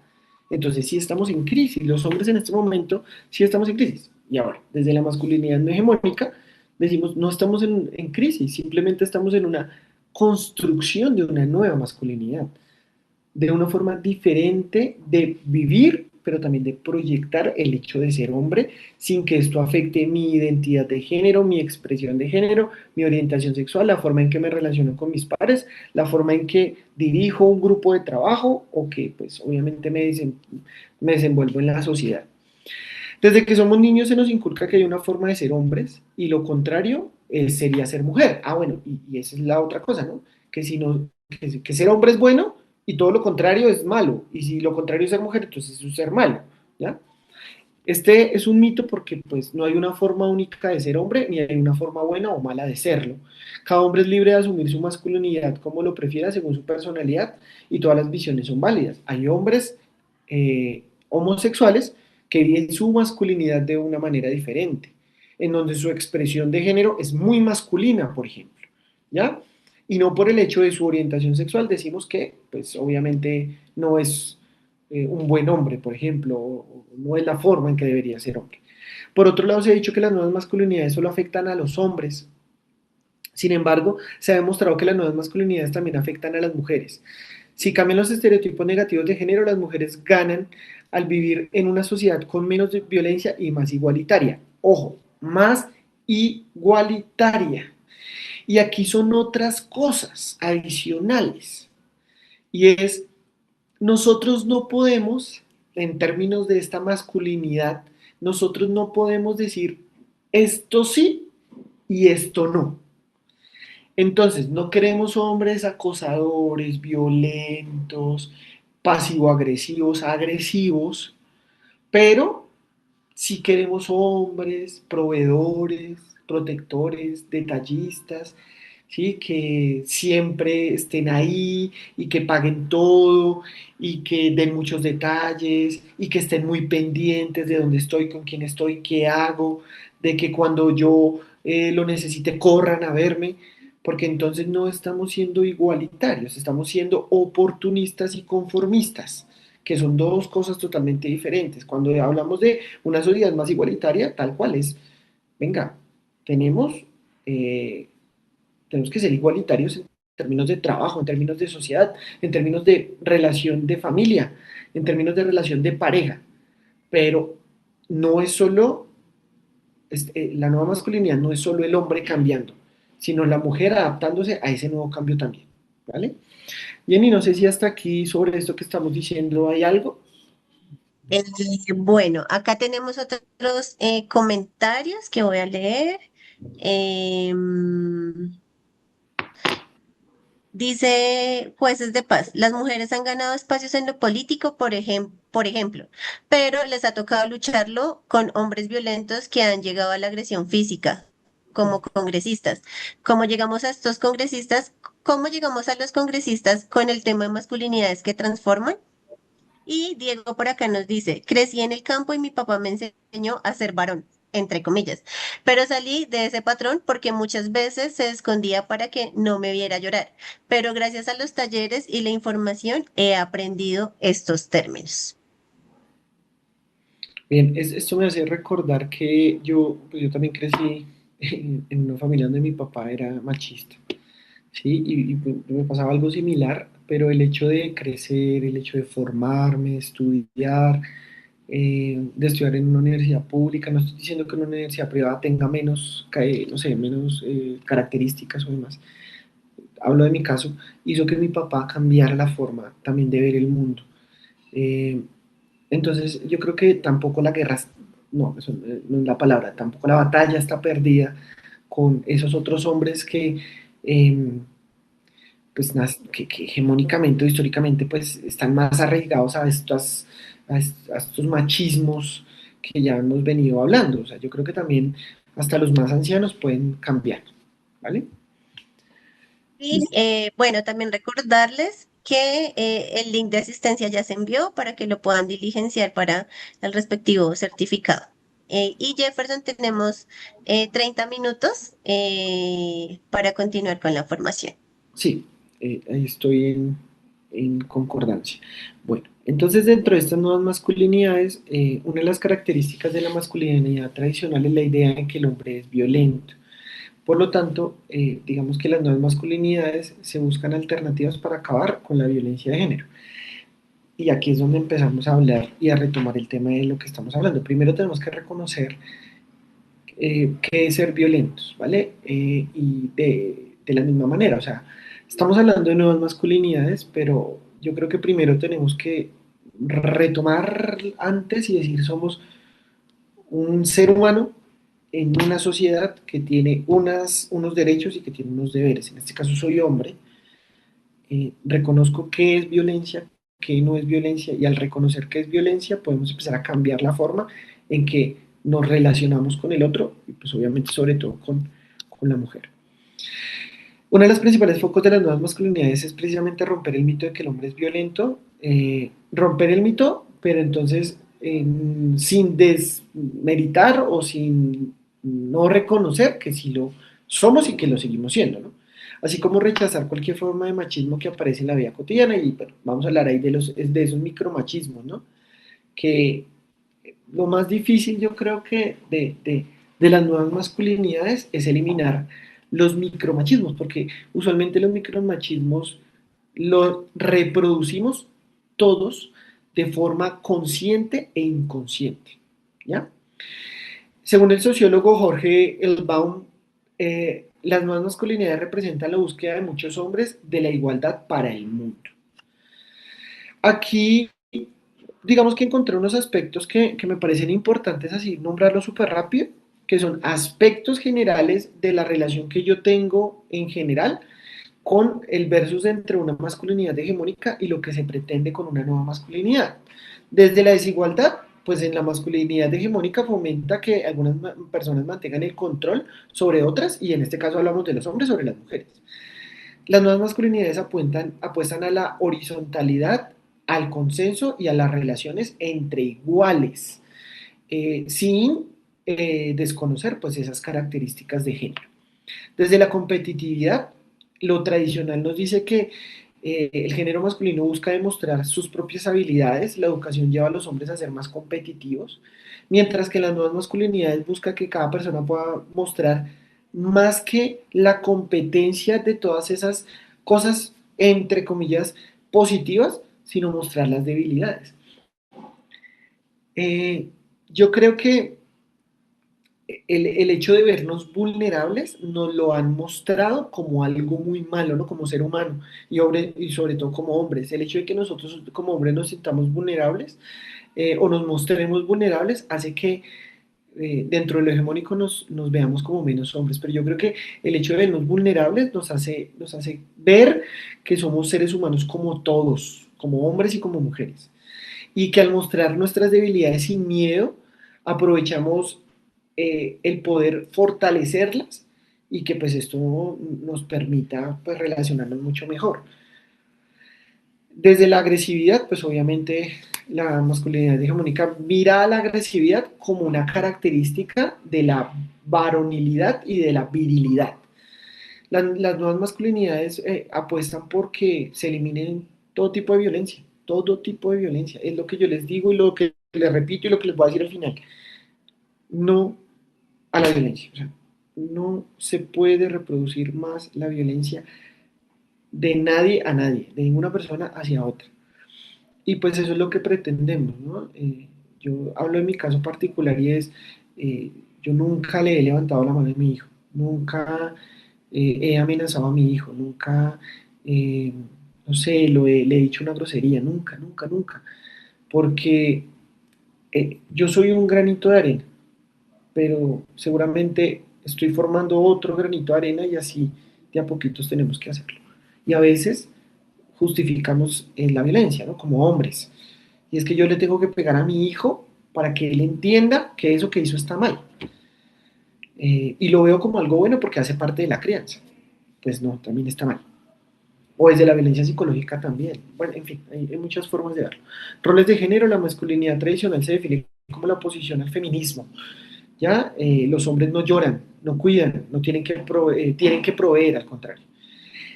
La masculinidad, las nuevas masculinidades apuestan por eliminar los roles de género aprendidos desde la masculinidad, y es lo que hablábamos. Los hombres y las mujeres podemos ser protectores, los hombres y las mujeres podemos ser proveedores, los hombres y las mujeres podemos dar y recibir, los hombres y las mujeres podemos vernos vulnerables, pero también vernos acompañados, acompañar y cuidar. Y la imagen exterior es como desde el hombre tradicional se exterioriza, ¿no? Cómo se ve desde esa cara del ser productivo, fuerte, ¿ya? Mientras que en las nuevas masculinidades se busca la combinación del equilibrio en donde se contribuye a una gestión emocional mucho mejor. Mitos sobre las nuevas masculinidades, ojo, mitos sobre esas nuevas masculinidades, sobre cómo vemos la forma de ser un hombre diferente en esta sociedad. ¿Cómo? Compartir el control de la realidad con otras mujeres, no utilizar el poder para imponerse sobre otros, apoyar las luchas emprendidas por los grupos socialmente marginados. Es decir, no porque tengamos las ganas, por así decirlo, la iniciativa de cambiar y ser hombres nuevos, entonces nosotros tenemos que apoyar el feminismo, por ejemplo, ¿sí? No estoy diciendo que esté mal, solo estoy diciendo que no porque quiera ser un hombre diferente, entonces yo tenga que estar en esas luchas, no necesariamente, ¿ya? Promover formas justas de vivir en sociedad, luchar por disfrutar de su trabajo y de su hogar por igual, compartir las labores domésticas y el cuidado de los hijos, que en este caso no es un mito, es una forma de hacerlo, preocuparse más por la mejora de la sociedad y los intereses personales. Apoyar las demandas y los planteamientos feministas, agruparse con otros hombres para planear cambios entre otras actitudes convencionales, esto es muy importante. Si yo quiero trabajar una nueva masculinidad, no necesariamente yo me tengo que ir a grupos de apoyo o grupos que hablen de nuevas masculinidades. Yo solito lo puedo hacer desde mi rol, desde mi casa, desde mi rol como profesional, como trabajador. Reconocer y apoyar el derecho a los otros a vivir de forma diferente, estar consciente de la construcción cultural de la masculinidad que lo ha configurado. ¿Y cuáles son esas cualidades? Promover la no violencia de sus hijos y en otros hombres. Es decir, nosotros no solo no tenemos que ser violentos con las mujeres o con la comunidad vulnerable, sino entre nosotros mismos tampoco. Cuestionar la visión esencialista de los conceptos de masculinidad y feminidad, es decir, que nosotros nos permitimos empezar a hablar de qué es ser femenino, qué es ser masculino, que los hombres también podemos tener características femeninas, masculinas, y eso no tiene que alterar la forma en que yo me desarrollo con el mundo. Aceptar otras manifestaciones de masculinidad diferentes a la tradicional, y eso qué quiere decir, que en ese devenir del cambio de las nuevas masculinidades, yo también puedo aceptar que un hombre pueda cambiar y pueda verse de una forma diferente, así yo no piense de la misma manera. Cuestionar la concepción tradicional de masculinidad, y yo creo que esto sí es importante, o sea, todos los hombres nos debemos cuestionar si la forma en que nos han montado la idea de ser hombres es la que debe ser. O sea, por lo menos cuestionarnos es lo mínimo. Oponernos al machismo, obviamente, reconocer las consecuencias negativas de que el machismo ha traído sobre las relaciones interpersonales y que sigue manteniendo en las relaciones interpersonales. Definirse a partir de sí mismo y no perfilándose a través de ideas opuestas o negativas, ser capaz de desarrollar capacidades positivas, no ver amenazada su masculinidad por compartir puntos de vista de otras mujeres, esto es muy importante, no considerar la homosexualidad como un peligro para la masculinidad, no tener problemas en establecer vínculos cercanos y afectivos con otros varones, y de pronto no sé si han escuchado este término de los bromances, y es que entre dos amigos pueden ser demasiado cercanos, pueden decirse que se aman, pueden decirse que se quieren y no por ello sentir que se está cuestionando su masculinidad. Asumir la sexualidad de forma versátil, que pues obviamente esto ya habla más de cómo yo disfruto mi sexualidad, pero acá quiero hacer algo importante, y es el hecho de poder disfrutar mi sexualidad de una forma versátil no significa hacer lo que yo quiera. Siempre tener presente que, como ya lo dije en un principio, todo comportamiento va a tener de alguna manera una consecuencia y tengo que ser responsable de esa consecuencia, y es entender que el hecho de que yo exprese mi sexualidad de una forma diferente debe también estar condicionada por cómo el otro se siente y que eso no le genere algún daño. Dentro de esas características de las masculinidades corresponsables está el derecho a cuidar a otros, pero también a ser cuidado tanto por hombres como mujeres, de que debe existir una división del trabajo dentro de lo productivo y lo reproductivo y que tiene que ser igualitario, que tenemos que eliminar más los micromachismos en el trabajo, en la escuela, pero también desde nuestra comunicación verbal y no verbal, desde los comportamientos, desde lo que nosotros escuchamos a través de la música, desde lo que nosotros vemos. Y aquí no estoy diciéndoles no escuchen música, no miren películas, no hablen con la persona que... No, sino sea crítico, sea crítico. Si yo estoy al lado de mi mejor amigo y mi mejor amigo es micromachista, pues yo no voy a dejar de hablarle a mi mejor amigo, pero lo que sí puedo hacer es hacerle caer en cuenta de los micromachismos y de las consecuencias de los micromachismos y de a poco que él también vaya cambiando, porque es que esa es otra cosa, o sea, si yo tengo la oportunidad de, como hombre, ayudarle a otros hombres a ver estas cosas, pues también estoy haciendo algo muy importante. Ser un hombre corresponsable en general, uso del tiempo en la crianza y cómo yo estoy criando a mi hijo, cómo lo estoy acompañando en su proceso de formación en la escuela, pero también cómo lo estoy ayudando a desenvolverse en una relación de amistad o afectiva, eh, de padres a hijos, esa masculinidad corresponsable de padres a hijos, pero también de hijos a padres. Y es que yo como padre puedo formar, acá también hablamos de esta educación o pedagogía vicaria, y es como yo quiero enseñarle a mi hijo, pero ¿qué es lo que le quiero enseñar? Pero también permitirle a mi hijo que me enseñe cómo aprender a ser un mejor hombre. El cuidado compartido más allá de la pareja, y es en esta relación familiar y de pareja, yo no solo tengo que pensar en que yo tengo que cuidar a mi pareja y a mis hijos, sino que también tengo la oportunidad de cuidar a otras personas, a otras mujeres y a otros hombres. Y como lo dije, pues la no violencia. Ya las consideraciones finales, para mirar si tenemos un espacio para hablar un poquito más.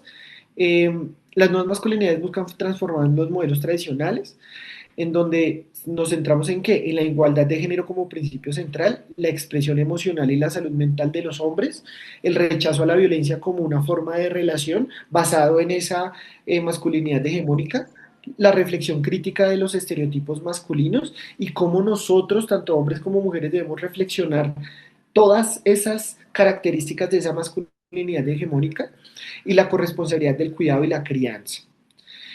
Ya para finalizar esta parte, las nuevas masculinidades promueven una identidad masculina libre de violencia, basada en la igualdad, la corresponsabilidad y la expresión emocional.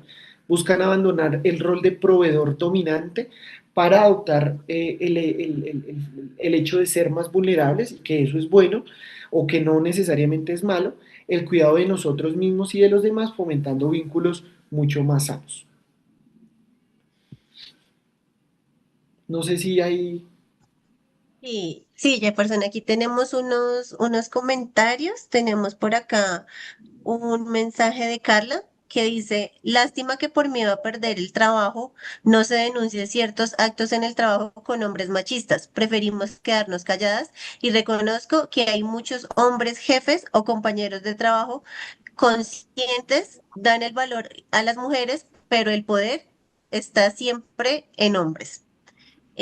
Acá Adriana también dice, sí, frente al cuidado se ha logrado hacer partícipes a los hombres en este proceso, en donde el aporte fundamental además se hace muy visible también en términos del ejercicio de la paternidad.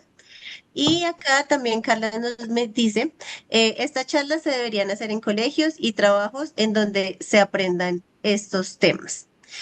Y bueno, Diego acá nos dice que si vamos a hacer charlas acerca de estos temas, si vamos, la siguiente espacio de formación también continuaremos con el tema de violencias basadas en género.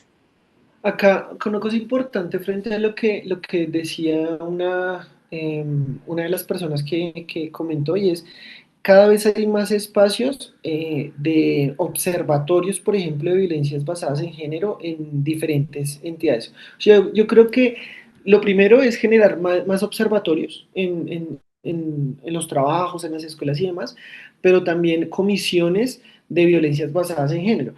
Aquí hay una cosa muy importante y es, a veces las personas piensan que si hay violencias basadas en género, entonces, pobrecito el hombre, porque entonces lo que van a llegar es comentarios y va a ser cada vez más punitivo y entonces ya los hombres se van a sentir perseguidos. Pero yo quiero también decir algo y es, si yo no me robé nada, en otros términos, si yo no me robé nada, pues yo no tengo que preocuparme porque me vayan a decir que yo me robé algo. Si yo no sé, si yo no hice algo malo, o no solo no tuve la atención, sino fui cuidadoso en no hacerlo, pues yo no tendría por qué preocuparme. Pero aquí también quiero hacer una cuña importante y es, eh, los observatorios de violencia basada en género tienen que tener un espacio de investigación demasiado fuerte,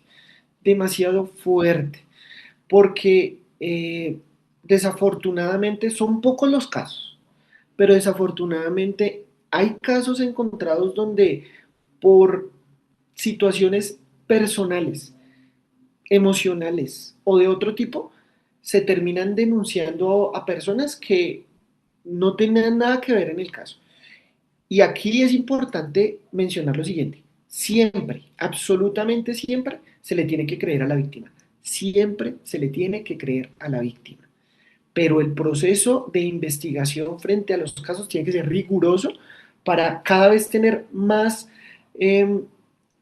sí, más cosas que me permitan que este proceso sea resolutivo en pro de las víctimas, obviamente, pues en los casos que haya que ser. Gracias Jefferson. Y por acá tenemos una intervención de Juan, tiene la mano levantada. Sí, ya acabando este tiempo, ahí me escuchan bien, ¿cierto? Sí.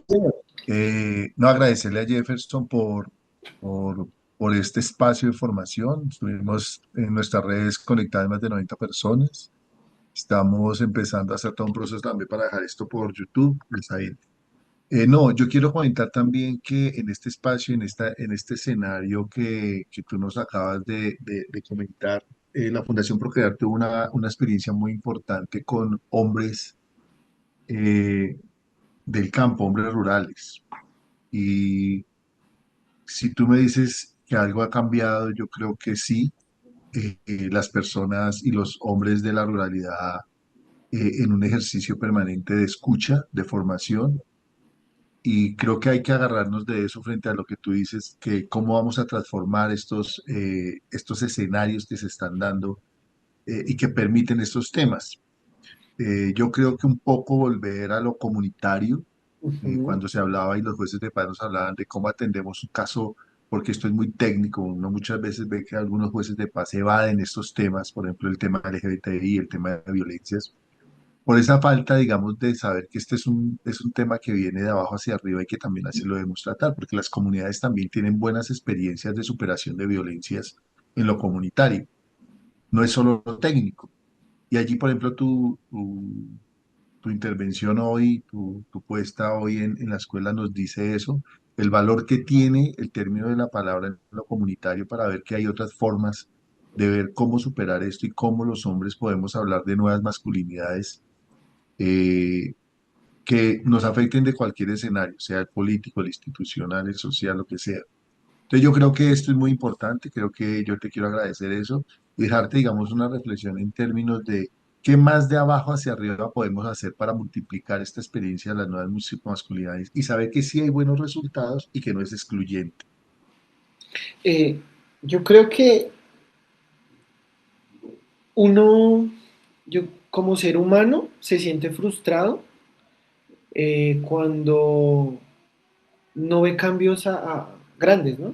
Y entonces vuelvo y repito, o sea, el hecho de que hayamos hombres aquí, yo creo que eso ya es una respuesta. Si hay hombres aquí, ya es una respuesta. Si, por ejemplo, Juan o yo tenemos una forma diferente de ver esto, ya estamos cambiando. Yo soy profesor y tengo estudiantes y lo hago con los estudiantes en grupos pequeños, pero también lo estoy cambiando. Yo creo que ese tipo de cosas son las cosas que nos devuelven la fe en la humanidad, pienso yo, ¿sí? Eh, y hay que comenzar por ese trabajo. Y Juan, usted dijo algo que es demasiado valioso. Yo me desempeño en el marco del tema de violencia y salud mental, pero sí creo que el término del trabajo comunitario, esa es la respuesta. Y a veces la gente no le da el valor al trabajo comunitario. ¿Ya? Hay una bonita experiencia que también trabajamos desde la universidad y es el trabajo de la esquina redonda, en donde era la L, o en sus cercanías, y cómo a través de estos pequeños procesos, en las personas que conviven allá y que habitan allá, que no han dejado de habitar, porque la gente cree que ellos han dejado de habitar, esos pequeños momentos en ese tipo de escenarios son los que realmente tienen un cambio. Yo creo que es de esa manera, desde lo comunitario, desde los contextos y sobre todo desde los colegios y desde la casa. Jefferson por acá. Gracias, Juan. Y tenemos por acá la mano levantada también de Jesús. Tienes la palabra, Jesús. Bueno, primero que todo, Jeffer, un saludo desde hace tantos años que no nos vemos y qué bonito es verlo tratando estos temas. Eh, lo que tú dices es verdad, hay que llevarlo a los colegios. Nosotros, o en mi tema personal, crecí en una familia machista de cierto momento de la historia. En un punto de la historia mi papá sufrió una enfermedad muy grave y mi mamá al cuidarlo, cuando él salió de eso, ya se dio la vuelta al papel. Entonces, digamos que la que llevaba el poder de la casa era mi mamá y no mi papá. Entonces ya después llegaron a un equilibrio donde ni machista ni no machista. Entonces, digamos que eso es una experiencia que conlleva que se puede tratar y se puede buscar ese equilibrio. Eh, con el tema de los niños es muy importante y quería comentarles esto ahorita que escuchaba a Jefferson y a otra persona que habló. Antier, el miércoles, iba en Transmilenio, iba un muchacho con un niño alzado y el niño le decía, papá, en el colegio hay una niña que me pega mucho. Y él le dijo, ¿y tú qué estás haciendo? Entonces él le dijo, no, pues es que yo no le puedo pegar porque la profesora nos dice que violencia hacia las niñas, que las niñas no se tocan, tú toda la vida me has enseñado que las niñas no se pueden tocar, tal cosa. Y el papá le decía, le dijo como, mira, si yo voy por la calle contigo y con tu mamá y llega una señora a pegarle a tu mamá, ¿yo qué voy a hacer? Y él le dijo, nos vas a defender.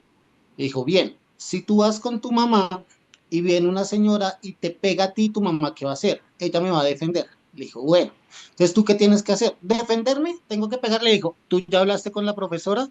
Y él le dijo, no. Y le dijo, bueno, lo primero que tienes que hacer es ponerle el tema a la profesora, pero mis amigos se van a reír. Y él le dijo, no importa, tú te vas, hablas con la profesora, le dices que la niña te está pegando, que te está maltratando. Si ella no hace nada, pues ya tú puedes defenderte. Y yo decía como, no sé ni qué tan bueno ni qué tan malo. O sea, yo veía cosas positivas y cosas no tan positivas, porque yo también tengo mi hija ahorita, y yo digo, pues hombre, sí, a mi hijo en algún momento, eso fue hace muchos años, mi hija y mi hijo se llevan casi que 18 años de diferencia. Hace 18 años yo le dije a mi hijo, si te pegan, tú hablas con la profesora y si te siguen pegando después de eso, yo hablo con la profesora y si te vuelven a pegar, te defiendes. Pero hoy en día yo digo como a mi hija cuando llegué al colegio, ¿qué tanto yo le puedo decir que se defienda? ¿Qué tanto se convierte también en un micromachismo asumir que si yo, o sea, que yo como hombre, al ir con mi familia y al ver que alguien agrede, yo atacar, sea hombre o sea mujer? Y lo otro que también quería comentar es acerca de la línea tan delgada que hay entre el micromachismo y la caballerosidad. En mi trabajo, en mi profesión, el 90% de las personas son mujeres, el 90% de los cargos superiores al mío lo tiene una mujer, y alguien que es muy, muy, muy de escuela feminista, trabaja con grupos feministas, me decía, Chucho es machista y nunca lo va a dejar de ser. Yo le decía, hombre, pero yo he cambiado. Me decía, pero usted tiene micromachismos que son buenos, que son lo que llaman ustedes caballerosidad. Yo le decía, es que en mi familia, mi papá me enseñó a ser un caballero, a dar una silla, a abrir la puerta de un carro, a ayudarle a alguien, pero yo no lo veo porque yo, tanto como a hombres como a mujeres, puedo hacer lo mismo. Y me decía, eso es algo que se está trabajando, se está definiendo cuál es la línea delgada entre la caballerosidad y el micromachismo. Me decía, Chucho también en algún momento le puede decir a una compañera, uy, qué linda se ve. Pero Chucho siempre cuando se presenta dice, si en algún momento yo te digo que te ves bien y tú te sientes agredida, me dices y ya. No, o sea, hay que saber como la línea del respeto, como la línea de que son delgados, pero que no debe ser la excusa para lo que decía Jefferson, creer que todo está bien. Creer que yo puedo mirar por mirar y eso no va a tener consecuencias. No, suena absurdo decir, es que yo pido permiso para mirar. No, yo pido permiso y yo digo, mira, te ves muy linda, te puedo decir un piropo, te puedo decir algo así, te puedo... Si te dicen sí, listo. Pero el problema es muchas veces cuando le dicen no, no, la verdad es que a mí no me gusta. Entonces ya uno toma a la defensiva y cree que todo, cualquier cosa de lo que uno pueda decir o hacer va a terminar en una denuncia. Y ya nos pasamos a que entonces lo que decía Jefferson, del hombre no puede ser hombre, o no puede decir, o no puede hacer, porque es que es el otro, es ya el otro extremo. Entonces es como lograr esa experiencia de llevar un equilibrio. Gracias a mi familia y a mi profesión lo he logrado llevar. Y ahorita con lo que decía Jefferson, yo decía, sin quererlo, lo hago, y sin quererlo, lo comparto con mis amigos muy machistas o muy que creen que eso no pasa, de decirle a alguien en una fiesta, en un bar, mira, te puedo ver de cierta manera, te puedo decir, te puedo lanzar un piropo. Y ellos decían, Chucho, ¿usted por qué hace eso? Y yo decía, no sé, tengo 5 hermanas y tal vez ellas me enseñaron que se sentían incómodas cuando lo admiraban o les hablaban sin permiso. Y que me enseñaron que uno puede pedir un permiso del piropo. Me dicen, ah, bueno, y poco a poco los he visto que muchas veces van caminando o se encuentran con alguien o estamos en un grupo de amigos reunidos de hace muchos años y ellos le dicen, mira, te ves muy bonita, te puedo decir tal cosa. Yo decía, oiga, poco a poco la bola va rodando y va llevando gente. Entonces era eso, Jeffer, muchas gracias y qué rico compartir contigo en estos espacios. Saludos. Yo solo quiero hacer una réplica chiquita en 10 segundos. Y es, lo primero, no confundamos la caballerosidad con el respeto en general. O sea, yo puedo ser respetuoso con todo el mundo, pero en sí mismo la caballerosidad hace parte de la masculinidad hegemónica también, ¿no? Porque entonces somos caballerosos con las mujeres, pero no somos caballerosos con los hombres. Entonces eso hace parte de esa masculinidad. Otra cosa es que yo puedo ser respetuoso. Yo puedo darle la silla a todo el mundo. Eso es respeto. Yo puedo saludar a todo el mundo. Eso es respeto. Pero no podemos confundir una cosa con la otra. Y lo otro es, dentro del video, retomar algo que dijo una de las mujeres y es, eh, cuando yo ya comparto y cuando yo ya tengo una relación con la otra persona basada en algo de confianza, ahí yo puedo tener una mayor interacción. Pero yo de la nada, yo no puedo llegar a una mujer a decirle, pues cualquier cosa, porque eso también está mal. ¿Vale? No, y ayer lo hablaba con una profesora en otro espacio y ella decía, nosotros tendríamos que eliminar la expresión de con todo respeto, y lo pongo acá, ¿sí? Porque entonces el con todo respeto es, yo puedo decir lo que quiera y entonces con todo respeto ya me eximió de la responsabilidad de algo malo que dije, no, tenemos que eliminar ese con todo respeto, porque yo puedo decirle algo muy malo a alguien y con todo respeto se lo dije, no. O sea, no deberían existir esas cosas. Perdón, me excedí. Gracias, Jefferson. Ya le doy la palabra a Milena, pero antes voy a leer acá unos 2 mensajitos que llegaron. Dice, toda iniciativa va sumando y estoy de acuerdo en volver al trabajo con las comunidades, así como el trabajo entre sectores y de manera interprofesional. Y por acá también dejan un saludo desde Fundacer, desde Popayán, Cauca. Y Fidelia también por acá dice que gracias, muy interesante e importante la información. Feliz día. Entonces ya Mile te doy la palabra para que ya después de la intervención de Mile podamos ir ya prendiendo las cámaras para tomar nuestra captura del día de hoy. Mile. Gracias, Jen.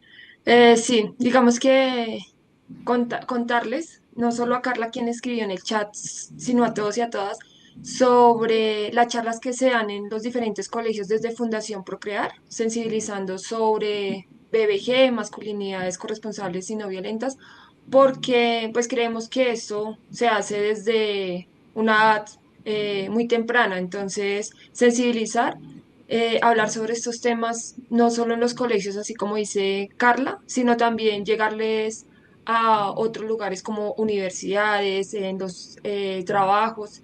Entonces a eso le estamos apostando mucho. La idea es continuar con estas sensibilizaciones y también en el centro de escucha que tenemos en la fundación.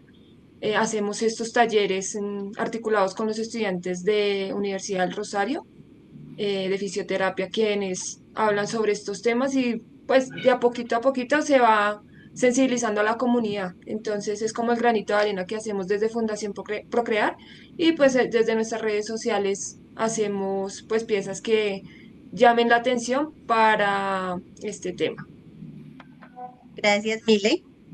Y como dice Mile y Juan en los comentarios anteriores, desde Fundación Procrear se trabajó un proyecto de masculinidades corresponsables en la ruralidad en Usme y esto dejó como un producto una caja de herramientas que la idea es implementar no solo con comunidades rurales, sino también urbanas desde los diferentes escenarios. Entonces, como lo bien lo decía Mile, desde el escenario de la comunicación y que también tú lo decías, Jefferson, lo que escuchamos en medios, en TikTok, que es como la red que hoy en día muchas personas manejan y escuchan, cómo desde estas herramientas empezamos a transformar esos mensajes desde el tema de estas masculinidades corresponsables, que en algún momento también nos cuestionaban la institucionalidad y nos decían que teníamos que estar alineadas a lo que va saliendo desde la política pública. Entonces, que no hablamos de nuevas masculinidades, que no hablemos de corresponsables, que hablemos de hegemónicas, de no hegemónicas, pero finalmente decimos, bueno, hablamos de unir solo un solo término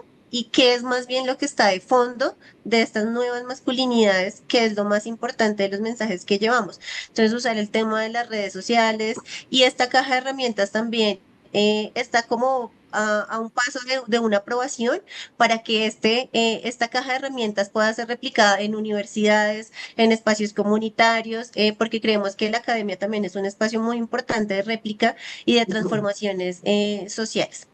Entonces, acá tenemos otra manito levantada de Ángel, pero antes de darle la palabra a Ángel, que ya puede ir prendiendo su cámara y su micrófono, por acá nos dice, muchas gracias por su excelente charla para una buena reflexión y llevarla a nuestras comunidades.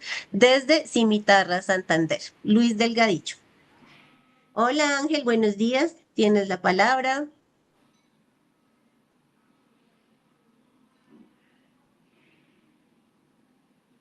Ángel, no te escuchamos, te vemos, pero no te escuchamos. Abre el micrófono. Buenos días. Ya, ya. Ya Hola ahora Ángel, sí. ¿cómo estás? Muy bien, saludos desde Bucaramanga.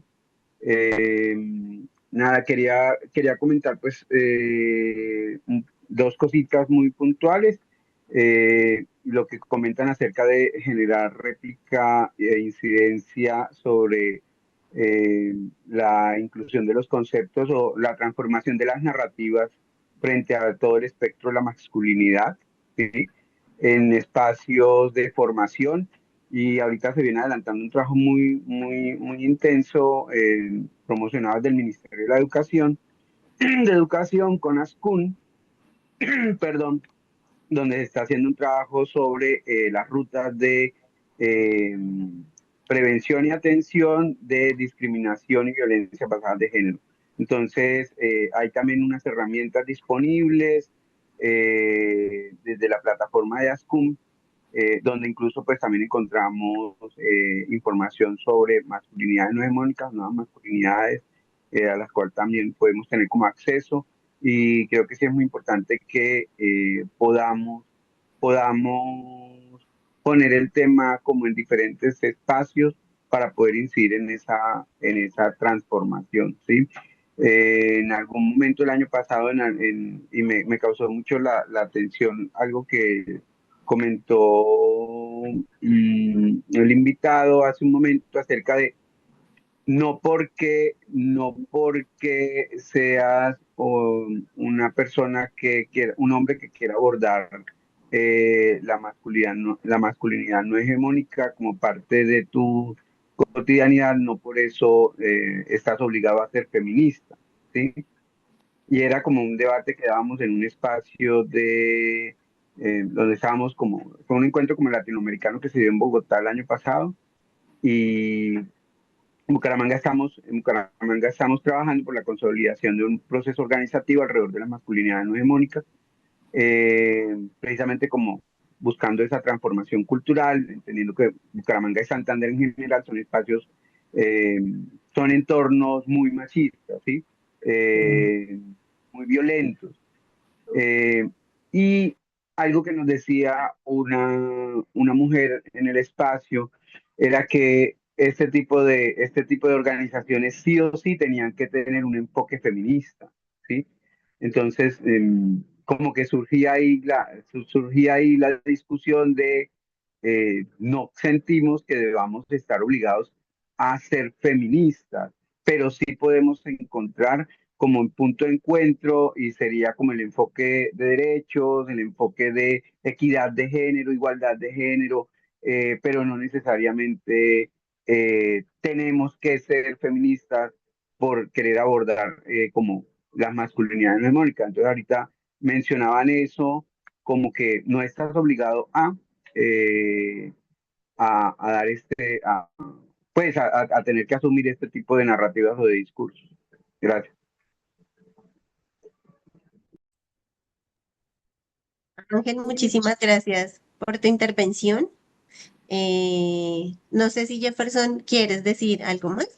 No, digamos que para finalizar, agradecer a la fundación, a ti, a Juan, a Milena, que creo que fue que me contactó, igual a los estudiantes. Eh, si puedo colaborar en algo más, en algún futuro, claro que sí, desde la academia, desde la investigación, claro que sí. Y quería finalmente dejarles una caja de herramientas de nuevas masculinidades que se llama Semillas de Cambio, que estuvo ahí viéndose cuando compartía la pantalla, que es de la UNICEF. Se llama Semillas de Cambio, herramientas para cultivar la participación adolescente para nuevas masculinidades. Me parece que es una cartilla donde genera muchos talleres y que es una muy buena herramienta para trabajar también. Vale, Jefferson. Ya dejamos también aquí por el chat el nombre de la cartilla para que las personas que están interesadas la puedan descargar. Y agradecerte por este espacio de hoy, de verdad muy enriquecedor. Ese intercambio de saberes, de experiencias, pues desde todo este tema de las nuevas masculinidades, pero también la importancia de saber sobre el tema de la prevención de las violencias basadas en género, también tener como la claridad de esas cifras, también de esas teorías y pues cómo se abordó el tema de hoy. Creo que fue muy interesante, muy participativo, esa era la idea y por supuesto que ahí te estaremos molestando para futuras conversatorios, Claro foros, que sí. charlas. Ya después Jefferson nos va a bloquear y va a decir, ay no, ya esta gente está invitándome a muchos espacios, pero creo que la intención es construir esto desde las comunidades, fortalecer esos nodos y generar esos cambios de transformación social. Vale, muchísimas gracias. Y ya para finalizar, voy a leer, ya tenemos acá unos mensajes ya de despedida. Excelente conferencia, nos dejó con muchas reflexiones y eso es un gran comienzo. Y por acá también muchos corazones. Entonces ya les invito a que podamos encender la cámara para tomar la captura del día de hoy. Y recordarles que la próxima formación es el 25 de abril. Continuamos con el módulo de violencias basadas en género. Entonces ahí ya están encendiendo la cámara. De nuevo, Jefferson, muchas gracias a las compañeras y compañeros de Fundación Procrear y pues a los estudiantes también de la Universidad del Rosario Enfermería que también han hecho que estos encuentros sean posibles. Que tengan un lindo fin de semana y el próximo encuentro, 25 de abril. Muchas gracias, chao. Hasta luego, muchas gracias. Chao, que estén bien.